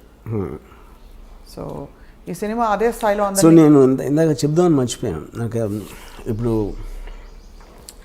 నేను క్రిమినల్ అవ్వలేను, ఇప్పుడు అవ్వను. కానీ క్రిమినల్ ఆర్గనైజేషన్ ఎవడన్నా పెడతానంటే నేను మంచి కన్సల్టెంట్ అవ్వచ్చు. Criminal organisation consultant. అప్పుడు ఎవరెవరు కాదు, ఏ గ్యాంగ్స్టర్స్ ఏ తప్పులు చేశారు అది మనకి రిట్రాస్పెక్ట్లో చూసాం కాబట్టి ఆ కారణాలు అర్థమైనాయి. కాబట్టి ఇలాంటివి చేయకుండా ఉండాలి, ఇలాంటి సజెషన్లు. అలా కాకుండా పోలీసులకి ఇవ్వచ్చు కదా సలహాదారుగా, సలహాలు పోలీసులకి ఇవ్వచ్చు కదా. అంటే కాదు, ఫస్ట్ ఆఫ్ ఆల్ పోలీసులు కూడా ఇస్తాం. పాయింట్ ఏంటంటే పోలీసులు క్రియేట్ జరిగేది క్రిమినల్ ఆర్గనైజేషన్. ఇప్పుడు ఎవడో కొత్తగా కూడా కంపెనీ పెడదాం అనుకుంటున్నాడు, వాడు కన్సల్టెన్సీకి వెళ్తాడు. ఎందుకంటే కన్సల్టెన్సీ ఇలాంటి కంపెనీలు ఎన్నో ఉన్నాయి, వాడి హిస్టరీ ఏంటి, బ్యాక్గ్రౌండ్, ఆ మటీరియల్ అంతా ఆడి దగ్గర ఉంటుంది. ఆడు చెప్తాడు ఏది చేయాలి చేయకూడదని ఏదో సలహాలు వేస్తాడు, which is why it's called consultancy. అది నేను మంచి కన్సల్టెంట్ అవుతాను, కొత్తగా ఎవడన్నా దావుద్ ఇబ్రహీం అవుదాం అనుకుంటే అని. మీరు ఆ సేవల్ని మీరు అందించడానికి సిద్ధంగా ఉన్నారు ఈ రీసెర్చ్ అంతా చేసిన తర్వాత. మీరే ఎందుకు పెట్టరు అసలు? That's the whole point. My interest is to study the criminal psychology. తలకాయ నొప్పని చేయరా అంటే అవన్నీ సరే. And I believe it doesn't work. First of all, crime doesn't work 99.9% of the time. ఏదో ఒకళ్ళు ఇద్దరు సక్సెస్ఫుల్ అయిపోయి బయటకు వచ్చేయడానికి ఛాన్స్ ఉంది, కానీ all of them will either die or end up in jail for sure. And you don't like both? Yeah, why should I? I'd rather really study them and make films. Yeah. So మీరు వాళ్ళకంటే తెలివైన వారు. వాళ్ళ కథల్ని వాడుకుని మీ ఇష్టం వచ్చిన పద్ధతిలో మీరు సినిమాలు తీసి మీరు making money, making a name for yourself and creating a controversy and remaining in the centre of things when the actual criminal who gave you the story is not around. So most తెలివైన model Ram Gopal Varma garu. Yes sir. So on that note, criminals వేరే మీద బతుకుతా ఉంటే నేను criminals మీద బతుకుతున్నా. అదే అదే దిగులు వస్తుంది. ఇన్ఫాక్ట్ నాకు ఎవరంటే వై దావుద్ ఇబ్రహీం అంటే because I owe my living to him అని చెప్పి. దావుద్ ఇబ్రహీం అని పుట్టకపోతే నేను గ్యాంగ్స్టర్ సినిమాలు చేయగలిగి ఉండదు. గ్యాంగ్స్టర్ సినిమాలు లేకపోతే అసలు నాకు starting from Shiva to Satya to company to D company ఆయన ఒక్కడే స్ఫూర్తి. Underworld came from him. అది నా పాయింట్. సో ఫస్ట్ మీ క్రిమినల్ ఇన్ఫ్లుయెన్స్ మీ మీద ఆయనదే. మీ ఇంట్లో ఫోటో ఉంది, ఆయన పూజ చేసుకుంటారేమో అని. ఫోటో ఏంది, మొత్తం నా మైండ్ అంతా అదే ఉంది. నా హృదయంలో ఉన్నాడు. మీ హృదయంలో ఎవరో వచ్చి ఇప్పుడు మీ ఆఫీస్ మీద దాడి చేస్తారేమో అని భయంగా ఉంది. బాగా తెలుసు అని చెప్పేస్తారేమో మీరు. చాలా మంది నమ్ముతారు అది. మీకు తెలిసిన యాక్చువల్లీ నేను ఇంకా నమ్ముతున్నాను. అంటే నేను ఇంకా నాకు ఎక్కడో లేలగా డౌట్ ఉంది. అంటే ఈ సినిమా తీయించినవి ఎలాగో ఎంప్లాయర్స్ ఎవరో తెలియదు కదా ఈ మోడల్లో. తెలియదు. ఎవరు పెట్టుబడి పెట్టించి ఆ చిన్న బుజ్జి సరదా వర్మగారి చేతో సినిమా తీయించుకుందామనే సరదా తీర్చుకుంటున్నారేమో అని. సలీం ఫ్రూట్ అనే ఒక ఈజ్ యాక్చువల్లీ చోటా షకీల్స్ బ్రదర్ ఇన్ వాడు. అతను కలిసాను బాంబేలో. నేను దావుద్ గురించి మాట్లాడుతూ ఉంటే తన ఎక్స్ప్రెషన్ అదేంటి చూస్తున్నాడు. అంటే తనకి బాగా క్లోజ్. ఓ, తనకు తెలిసిన మనిషి గురించి నేను వీడి దగ్గర వింటున్నాను అనేది మాట ఎక్స్ప్రెషన్. అంటే obviously he has a different vision. అదే ఇప్పుడు యాజ్ ఎ ఫిల్మ్ మేకర్ ఇప్పుడు నేను ఒక చిన్న టైంలో ఒక మనిషి జీవిత కథని నేను ఇంత టైంలో చెప్పాలంటే ఆటోమేటిక్గా ఒక సినిమాటిక్ ఆస్పెక్ట్ ఉంటుంది. దావుద్ ఇబ్రహీం ఎలా మాట్లాడతాడు, ఏం మాట్లాడతాడు ఒక చెప్తాను. అదే లైను తను ఎప్పుడు వినలేదు అనుకోండి, ఈ సలీం ఫ్రూట్ అనేవాడు ఆటోమేటిక్గా look it a very fake thing. ఇప్పుడు Dawood Ibrahim is not educated గా. ఇప్పుడు నేను చాలా ఫిలాసఫికల్గా మాట్లాడుతూ ఉంటే Dawood Ibrahim philosophy, for example నేను ఇవాళ ఒక ట్వీట్ పెట్టాను, I never intended to be a criminal, I'm just using crime to fast track my legitimate success. Dawood Ibrahim అని కోట్ చేశాను. అది 100% దావుద్ ఇబ్రహీం అని ఉండదు, నాకు తెలుసు. ఆయనకి ఇంగ్లీష్ వచ్చి ఉండదంతా ఎగ్జాక్ట్లీ ఫ్రేజ్ హిందీలో కూడా అని ఉన్నాడు. కానీ నేను అర్థం చేసుకునేది ఒక స్పిరిచువల్గా పెట్టిన. ఫర్ ఎగ్జాంపుల్ గాంధీ సినిమాలో గాంధీ అన్న ఏ డైలాగ్ కూడా తను ఇప్పుడు అనలేదు లైఫ్ టైంలో. అది రిచర్డ్ యాటన్బర్గ్ స్క్రీన్ ప్లేలో డైలాగ్స్ అయినాయి. సో మీరు ఒక స్పిరిట్ని క్యాప్చర్ చేసినప్పుడు which is what art is about. Art is about what it could be, not about what it is. ఒక మనిషి థాట్ గంటలో చెప్పింది మీరు ఒక కోట్లో వచ్చింది అనుకోండి, ఆ కోట్ ఏంటి పెద్ద స్పీచ్లో ఒకటి వస్తుంది లైన్, మీరు కోట్ ఒక్కటి హైలైట్ చేసినప్పుడు దాని ఇంపాక్ట్ ఎక్కువ ఉంటుంది. అవును. ఇప్పుడు ఆ పెద్ద సీన్లో మళ్ళీ మళ్ళీ దానికి తిరిగి వస్తాను. మీ ఆత్మంతా బయట పెట్టిన ఆ ఒక్క డైలాగ్, ఇతను దొంగగా ఎందుకు మారాడో దాని వెనకాల పెద్ద కథ ఉంది. శ్రీదేవి క్షణం. Actually every criminal will have the very similar story. ఆ స్టార్టింగ్ పాయింట్ అనేది చాలా ఎమోషనల్గా ఉంటుంది without exception. Where is the limit అంటే ఇప్పుడు ఫర్ ఎగ్జాంపుల్ పోవర్టీ ఉంటుంది, 1 కోటి మంది పూర్ పీపుల్ ఉన్నారు అనుకోండి, దాంట్లో క్రిమినల్స్ 10 మంది ఉంటారు, 0.01% క్రిమినల్స్ అవుతారు. సో ద జస్టిఫికేషన్ అనేది మన ఇప్పుడు ఫర్ ఎగ్జాంపుల్ బతుకంతా బానిసగానే ఉండాలి ఒకటి ఫిక్స్ అయిపోతాడు. ఇంకో నేను బానిసగా ఎందుకు ఉండాలి అడుగుతాడు. అడిగినప్పుడు అసలు ఈ లాస్ ఈ చట్టాలని వాళ్ళకు అనుకూలంగా రాసుకున్నారు, నేను ఎందుకు దాన్ని పాటించాలి అంటే భయపడి. సో భయపడినంత మాత్రాన నేను బానిసలాగా ఉంటాను, నాకు ఇష్టం లేదు కాబట్టి నేను ఎదురు తిరుగుతాను అంటాడు. అది ఈచ్ పర్సన్. అప్పుడు సొసైటీకి ఉన్న బలంతో వాడు ఎదురుకి తిరిగినప్పుడు వాడిని నొక్కేస్తారు. నొక్కలేకపోతే ఇంకా ఎదుగుతాడు, ఇంకెప్పుడూ నొక్కుతారు, లేకపోతే ఒక్కొక్కసారి నొక్కడానికి ఛాన్స్ ఉండదు. సో ఈ ఎబిరేషన్స్, ఈ కాన్ఫ్లిక్ట్స్ అనేవి మనకు రోజు జరుగుతూ ఉంటాయి. మన ఇన్ని సంవత్సరాలు, ఇన్ని వందల వేల సంవత్సరాలు ఉన్నా కూడా ఇంకా మనం క్రైమ్తో దెబ్బలాడుతున్నాం అంటే అలాంటి మైండ్ సెట్స్ అని ఎప్పుడు పావు. అది పాయింట్. కానీ it also reflects on the system of law and order in the country. అంటే ఇలాంటి ఆఫ్ కోర్స్ మీకు ఎక్కడైనా ఫర్ ఎగ్జాంపుల్ మనకి 2010 వరకు the under world was very very operative in India. 1970లో అమెరికాలో పోయిందని చెప్పిన అన్నారు. So that absolutely depends upon the country's advancement. So ఇప్పుడు భారతదేశం అడ్వాన్స్డా కదా క్రైమ్ని కర్బ్ చేయడం? It might be far more better than Venezuela, maybe Pakistan, maybe some other country, but not as much as America. But actually objectively what do you think of how we have curbed crime? See, every country is advancing rapidly. కేవలం మనకి ఇప్పుడు social media మూలాన, ఈ cell phone videos మూలాన మనకు ఒక ఇది వస్తుంది, ఈ ఫీలింగ్ వస్తుంది, ఓ తెగ జరిగిపోతున్నాయి అసలు మర్డర్స్ అని. కానీ మీరు సెన్సస్ స్టాటిస్టిక్స్ తీసుకుంటే I'm sure it won't be the case. ఇప్పుడు అనంతపూర్లో 20 years బ్యాక్ కడప అనంతపూర్ డిస్ట్రిక్ట్లో number of murders I'm sure 10% కూడా ఉండవు ఇప్పుడు. కానీ ఎక్కువగా హైలైట్ అవుతాయి అంతే, because of the media. So Dawood Ibrahim గ్యాంగ్స్టర్ని ఇండియా వెతుకుతున్నప్పుడు ఇండియాలో పట్టుబడి ఆయన జైలుకి వెళ్తే మీరు సంతోషించారా? మీకు ఏ ఫీలింగ్స్ ఉండవా? ఏ ఫీలింగ్స్ ఉండవు. ఎందుకుండవు? Because I am like I said, I am a studier of the underworld. I don't have an emotional connection with them. But you are also a citizen of the country, sir. Yeah. So you don't have any emotions No. for a man No.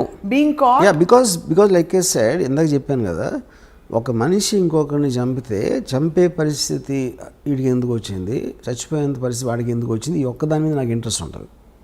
Because I don't want to be judgmental on things which I did not experience myself. Are you judgmental about things you at least you experienced? My experience అంటే మీ లైఫ్లో మీకు ఎప్పుడైనా See, భయాలు, ఆందోళనలు? ఏ మనిషి అయినా వాడు అది చేసినప్పుడు వాడికి ఒక కన్విక్షన్తో చేస్తాడు, యూనో. సో అలాంటప్పుడు నేను చేసినప్పుడు నేను క్రైమ్ అనుకున్నది. ఏ మనిషి కూడా క్రైమ్ చేస్తానని అనుకుని చేయడు. బికాజ్ వాడి మైండ్లో ఏదో ఆడికి ఒక కన్విక్షన్ ఉంటుంది. ఇందాక నేను చెప్పినట్టు. So are you telling me Dawood ఇబ్రహీంకి ఇవన్నీ చేయించినప్పుడు నేను తప్పు చేస్తున్నది చట్ట విరుద్ధం అని తెలీదా? చట్ట విరుద్ధం వేరు. చట్ట విరుద్ధం అనేది వాళ్ళు ఎలా చూస్తారంటే, పోలీసులు మాకన్నా కరప్టు, పాలిటీషియన్స్ మాకన్నా కరప్టు, వాళ్ళు సిస్టమ్ని అడ్వాంటేజ్ తీసుకున్నప్పుడు నా చేతనతో నేను తీసుకుంటున్నాను అని ఆలోచిస్తారండి. See, they believe 90% of the people are idiots. Power పొజిషన్స్లో ఉన్న అందరికీ కామన్ థాట్ అది. పోలీసులు అదే అనుకుంటారు, పొలిటీషియన్స్ అదే అనుకుంటారు, అండర్వరల్డ్ కూడా అదే అనుకుంటారు. సో ఎవరికొన్న సిచ్యువేషన్లో ఎవరికొన్న పవర్లు మేము ఎలా తీసుకోవాలి, ఎలా బయటపడాలి అని ఒక్కటే ఆలోచిస్తారు. కానీ they will never think about themselves consciously doing something wrong. So you feel that Dawood Ibrahim never ever feels he has done something wrong? No. అంటే despite the fact that the whole country is looking for him. See, whole country is a very media. Whole country అంటే అది చెప్తాను. See, అది సంబంధం లేని వాళ్ళు ఆలోచించడం అలా ఆలోచించరు. ఇప్పుడు మన ఇద్దరం ఉన్నాం, మనకి ఏంటి అండర్ వరల్డ్ ఏం కనెక్షను? ఇప్పుడు ఈ కెమెరామెన్కి ఏం connection? Then he never touched any part of our life. Okay, so they don't care about us. వాళ్ళు డైరెక్ట్గా ఇన్వాల్వ్ అయిన వాళ్ళు, అది పోలీస్ ఆఫీసర్లా, ఏదో బిజినెస్ మ్యానా, వీళ్ళ దాని మీద వాళ్ళ మనలాగే మీరు ఇంటికి వెళ్ళినప్పుడు మీ ఫ్యామిలీ, మీకు ఉన్న ఇమీడియట్ కలీగ్స్, వాళ్ళు తప్పిస్తే మిగతా ప్రపంచం, మిగతా హైదరాబాద్ సిటీకి మనకేం కనెక్షన్ అసలు? నిజంగా అంత డిటాచ్డ్గా, డిస్కనెక్టెడ్గా ఉంటారు. అందరూ ఉంటారు, వాళ్ళే కాదు. మనిషి అన్నవాడు ఎప్పుడు వాడి పరిధిలోంచి బయటికి వెళ్ళి వాళ్ళు ఏమనుకోండి, వాళ్ళ పరిధిలో ఉన్న వాళ్ళ గురించి ఆలోచిస్తాడు మ్యాక్సిమం. అది అప్పర్ లిమిట్. సో ఈ బిఫోర్ అంటే వైండప్ చేసే నేను ఒక చిన్న ఎగ్జాంపుల్ చెప్తాను. చెప్పండి. చోటా రాజాను ఒక మనిషి సౌత్య అని అతను బాగా అంటే ప్రాటజీ అన్నమాట, ఆల్మోస్ట్ తమ్ముడిలాగా చూసుకుని ఒక పర్టిక్యులర్ స్టేజ్లో దావుద్ ఇబ్రహీంకి చోటా రాజన్కి గొడవ వచ్చినప్పుడు ఈ సౌత్య అనేవాడు రాజాన్తో కలిసి చోటా రాజాని చంపడానికి ప్లాన్ చేసి, ఆ ప్లాన్ ఏమో వర్కౌట్ అవ్వలేదు. చోటా రాజాని పారిపోయిన తర్వాత ఇదంతా దుబాయ్లో జరిగింది. దుబాయ్లో చోటా రాజాని కోపంతో వాడు నేను తీసుకొచ్చి ఆయన అంత పొజిషన్ చేస్తే నన్ను చంపడానికి ట్రై చేసి దావుద్ భాయ్తో చేతులు కలుపుతాడు, ఆయన చంపి తీరాలి.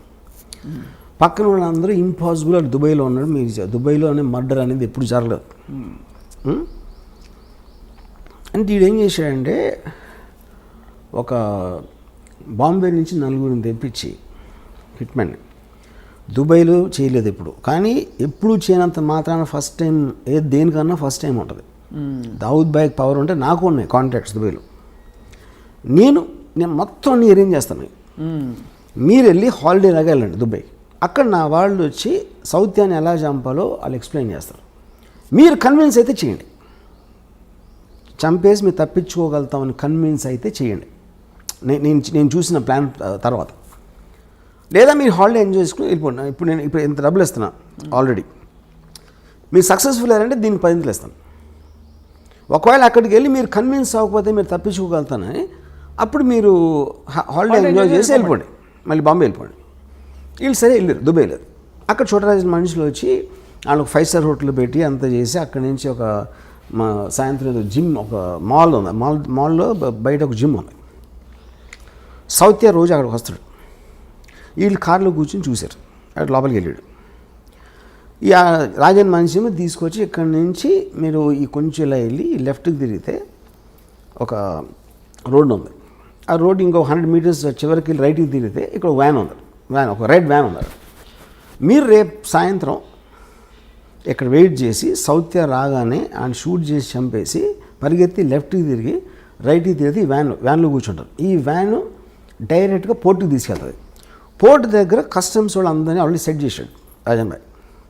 వాళ్ళు మిమ్మల్ని బోట్లో ఎక్కిస్తారు. ఆ యాట ఇండియాకి వచ్చేస్తుంది అని డీటెయిల్స్ అన్నీ చెప్పి ఆ రోజు రాత్రి ఆ కస్టమ్స్ వాళ్ళు వచ్చారు కలవడానికి. వచ్చి వాళ్ళందరూ డ్రింక్స్ తాగి ఆ కస్టమ్స్ ఆఫీసర్ ఏం చెప్పాడంటే ఈ బ్లూ గేట్ ఒకటి ఉంది మీ పోర్టులోకి వచ్చిన తర్వాత, ఆ బ్లూ గేట్ దగ్గర నేను ఉంటాను, నేను ఫ్రంట్ సీట్లో ఎక్కుతాను, యూనిఫామ్లో నేను ఫ్రంట్ సీట్లో ఎక్కగానే ఎవడు నా వ్యాన్ ఆపడం, నేను డైరెక్ట్గా తీసుకెళ్ళి మిమ్మల్ని యాట ఎక్కిస్తాను అని చెప్పాడు. ఈ మొత్తం ఎలాబరేట్ డీటెయిల్ అన్నీ స్టడీ చేసి ఫైనల్గా కన్విన్స్ అయ్యాడు. కన్విన్స్ అయ్యి ఓకేనా. నెక్స్ట్ డే సాయంత్రం వచ్చాడు సౌత్య, కిందకి దిగి టపా షూట్ చేశారు. షూట్ చేసి పరిగెత్తారు, లెఫ్ట్ టర్న్ తిరిగారు, రైట్ టర్న్ తిరిగితే వ్యాన్ లేదు అక్కడ. వ్యాన్ లేదు, ఇవాళ ఇటు హెల్టర్ స్కెల్టర్ అయిపోతే ఈ లోపల దుబాయ్ పోలీసులు వచ్చి పడుకున్నారు. ఇంట్రాగేషన్లో రాజన్ మనుషులు అని చెప్పారు. అది రాజన్ కావాల్సింది. Rajan never wanted them to be escaping. ఈ కస్టమ్స్ వాళ్ళు ఎవరంటే వాళ్ళు యాక్టర్లు, వాళ్ళు కస్టమ్స్ ఆఫీసర్లు కాదు. వాళ్ళు వచ్చి కస్టమ్ ఆఫీసర్ లాగా చేసి వీళ్ళకి నమ్మకం కలిగించడానికి అలా మాట్లాడి ఈ ఫోటోలు అన్నీ చూపించారు. My goodness. ఓకే, ఇప్పుడు ఎందుకు చేశాడు చోటరాజన్ ఇది? నన్ను మీరు చంపడానికి ట్రై చేసిన నా పొజిషన్లోకి వచ్చినోని దుబాయ్లో మీకు సెంటర్లో చంపానని అని డి కంపెనీకి మెసేజ్ పంపడానికి చేశాడు. అది అసలు మీరు ఓకే చెప్పేదండి. ఇది అయిపోయింది కదా. నెక్స్ట్ చోటరాజను వీళ్ళ ఫ్యామిలీస్కి ఫోన్ చేసి ఈ నలుగురు గురిశిక్ష చేశారు దుబాయ్లో ఫస్ట్ మర్డర్ జరిగింది ఇదే దుబాయ్లో మొత్తం హిస్టరీలో. వీళ్ళ ఫ్యామిలీస్కి ఫోన్ చేసి నేను వాళ్ళకి అబద్ధం చెప్పిన మాట నిజం, ఎందుకంటే నాకు ఒక ప్రెస్టీజ్ క్వశ్చన్ వచ్చింది, నేను చేయాల్సిన అవసరం ఉంది, ఇలాంటి బిజినెస్లో ఎవరో ఒకరిని బలి ఇవ్వకపోతే మనం అనుకునే జరగవు.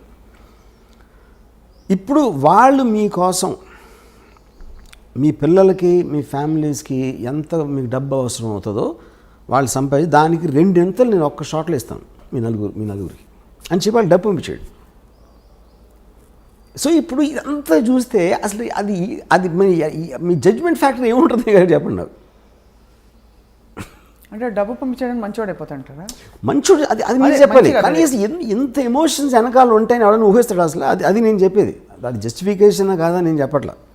First of all their hit men ఎవరైతే వచ్చారో, డబ్బులు తీసుకుని చంపటానికి వచ్చే ఇలాంటి మనుషులు ఒక రకం, వాళ్ళకి ఫ్యామిలీస్ ఉండటం కూడా నిజమే, వాళ్ళకి పిల్లలు ఉండటం కూడా నిజమే, వాళ్ళు క్రైమ్లో లేరు, కానీ వాళ్ళ జీవనాలు వీళ్ళ మీద ఆధారపడి ఉన్నాయి. సో వీళ్ళకి అబద్ధం చెప్పి మోసం చేసి తన పని అవగొట్టుకుని వాళ్ళు దుబాయ్ జైల్లో ఉరిశిక్ష చేయించాడు. ఇది లేకపోతే చోటరాజన్ దగ్గర ఇంకోటి ఏముంటుంది చెప్పండి నాకు. మీకు ఉన్న ఆప్షన్స్, మీకు ఒక ఆబ్జెక్టివ్ ఉంది, ఆ ఆబ్జెక్టివ్లో మీకున్న బెస్ట్ ఆప్షన్ మీరు ఎత్తుక్కుంటారు. దాంట్లో ఎవరో ఒకళ్ళు హర్ట్ అవుతారు, ఎవరో ఒకళ్ళు బలైపోతారు, which is called collateral damage. ఇప్పుడు హిట్లరు సెకండ్ వరల్డ్ వార్లో లండన్ మీద బాంబు చేశాడు. ఎందుకు చేశాడు? యూకే బ్రిటిష్ ట్రూప్స్ స్టార్ట్ అయినాయి. ఆ బ్రిటిష్ ట్రూప్స్ మూవ్మెంట్ స్లో చేసేయాలి, బార్డర్కి తొందరగా రాకుండా. అందుకని లండన్ మీద బాంబు చేసి జనాలు భయపడి అందరూ బయటకు వచ్చేసి రోడ్లు అన్ని బ్లాక్ చేసేస్తారని ఉద్దేశం అన్నమాట. ఇది వార్ స్ట్రాటజీ అంతే. దానికోసం మీరు ఇన్నోసెంట్ ప్రజల్ని చంపేస్తారని అదే పాయింట్ అక్కడ. ఇన్నోసెంట్ ప్రజలు అనేవాళ్ళు ఎప్పుడూ బలిపశువులు ఉంటారు, ఏ వార్లో అయినా ఎక్కడైనా సరే. అది 2020 అవ్వచ్చు, లేకపోతే 1720 అవ్వచ్చు. ఇది ఇంకా నేను మీకు ఉరికినాయి మన ఇంటర్వ్యూ కాబట్టి చాలా తక్కువ చెప్పాను. దీని యాక్చువల్ స్టోరీ చెప్తే కింద పడిపోతారు. ఇదంతా మీకు ఎవరు చెప్పారు? Course I have sources. You have your sources. అంటే డైరెక్ట్గా చోటరాజనే పిలిచి కూర్చోబెట్టి మీకు కప్పు కాఫీ ఇచ్చి చెప్పినట్టుగా అంత వివరంగా చెప్పారు. దీన్ని బట్టి ఇంకో విషయం కూడా అర్థమవుతుంది, గ్యాంగ్స్టర్స్కి మంచి స్క్రీన్ ప్లే ఉందని. Of course gangsters constantly drama, వాళ్ళంతా వైలెన్స్ అనేది మనం అనుకున్నది ఎక్కువ జరగదు అక్కడ. Mostly it is mind games. మనకి సినిమాల్లో టపా గన్ షాట్లు అవుతూ ఉంటాయి, కానీ it's not as much as what we think. ఎందుకంటే మీకు వాయిలెన్స్ ఎక్కువ జరిగితే అసలు యాక్చువల్ కంట్రోల్ లేదని అర్థం అవుతుంది. నిజంగా మీరు భయపడితే అండర్ వరల్డ్కి ఎవడ అసలు దాని నుంచి వాడికి దానికి ఎగెన్స్ట్కి వెళ్ళటానికి భయపడతారు. ఎగెన్స్ట్కి వెళ్ళటానికి లేనప్పుడు మీకు వాయిలెన్స్ ఉండదు అసలు. ఇలాంటి వ్యక్తులతో తీసిన సినిమాకి మీరు ఆతే హై కాళియాత్ జాతే హై కాళియాత్ అని ఫిలాసఫీ పెట్టేస్తారా? యా కరెక్టే కదా. ఫైనల్గా చూడరాజన్ జైల్లో ఉన్నాడు, ఆళ్ళిపోయారు. ఆతే హై కాళియాత్ జాతే హై కాళియాత్ బీచ్ మే గన్ పకడ్తే హై, అంతే. అది స్టోరీ. గన్ ఒకటే కదా కదా పాయింట్. చాలామంది చాలా చేస్తారు, బిజినెస్లో ఓడిపోతారు, పొలిటికల్గా లూజ్ అవ్వచ్చు. People lose all kinds of things, not only the under world. But it is no wonder and no surprise that this is such a fascinating thing for you, because వింటూ ఉంటేనే అసలు ఇప్పుడే మీ సినిమా అంతా. యాక్చువల్గా ఈ చోటా Rajan episode it is one of the most striking things I heard. నేను 5% కూడా చెప్పలా యాక్చువల్గా.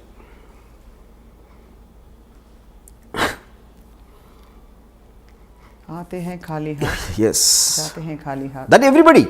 అది ధీరుభాయ్ అమ్మాయిని కూడా అంతే కదా, మహాత్మా గాంధీ కూడా. కానీ ఆ ఫిలాసఫీ ఆయనకు ఉందా దావుద్కి? Of course. అండర్ వరల్డ్కి వచ్చి underworld most of the time they prepare to die any time. అవునా? అండ్ మెయిన్గా కంటిన్యూ చేసేదానికి reason not because of power or fame, because they will make enemies in the course of that. So they ఆ enemies నుంచి protect చేసుకోవడానికి they have to continue. That will be the main reason. స్రవంతిలోకి వచ్చే అవకాశాలు ఉండవు, జనజీవన స్రవంతి ఉండదు. ఎందుకంటే మీరు శత్రువులు వచ్చినప్పుడు వాడు మీరంటే భయపడాలంటే మీ పవర్ కంటిన్యూ అవ్వాలి. సో ఆ లెక్కన మరి దావూద్ కంటిన్యూ అవుతున్నట్టే ఇప్పుడు. అంటే because is in another, why choose Dubai is because of that. Dubai is actually the most crime free zone in the world.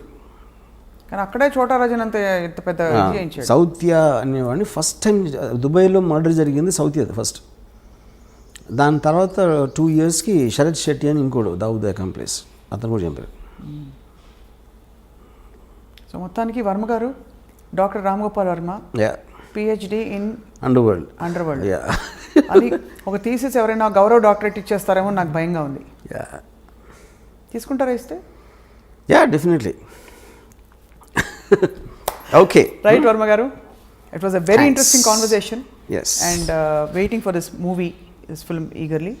And అలాగే మీ పాట వినడానికి కూడా, మీ పాట చాలామందికి ఒక సందేశాత్మక గీతం అవుతుందని చెప్పి, ఒక వేదాంతపరమైన గీతం అవుతుందని చెప్పి ఆశిస్తున్నాను. Thank you for this wonderful interaction. Thanks. Hi, this is Isha Chavla. This is Manara Chopra. Hi, this is Kartikeya. నేను డైరెక్టర్ తేజ అని. Press the bell icon for more updates. For more such videos, please subscribe to iDream. For more videos, please subscribe to iDreams. For more videos, please subscribe to iDream. And you're watching iDream Media. Do subscribe to iDream. Subscribe to iDream Media. Do subscribe to iDream Media. Don't forget to subscribe. Click on the button below. Don't forget to subscribe to iDream.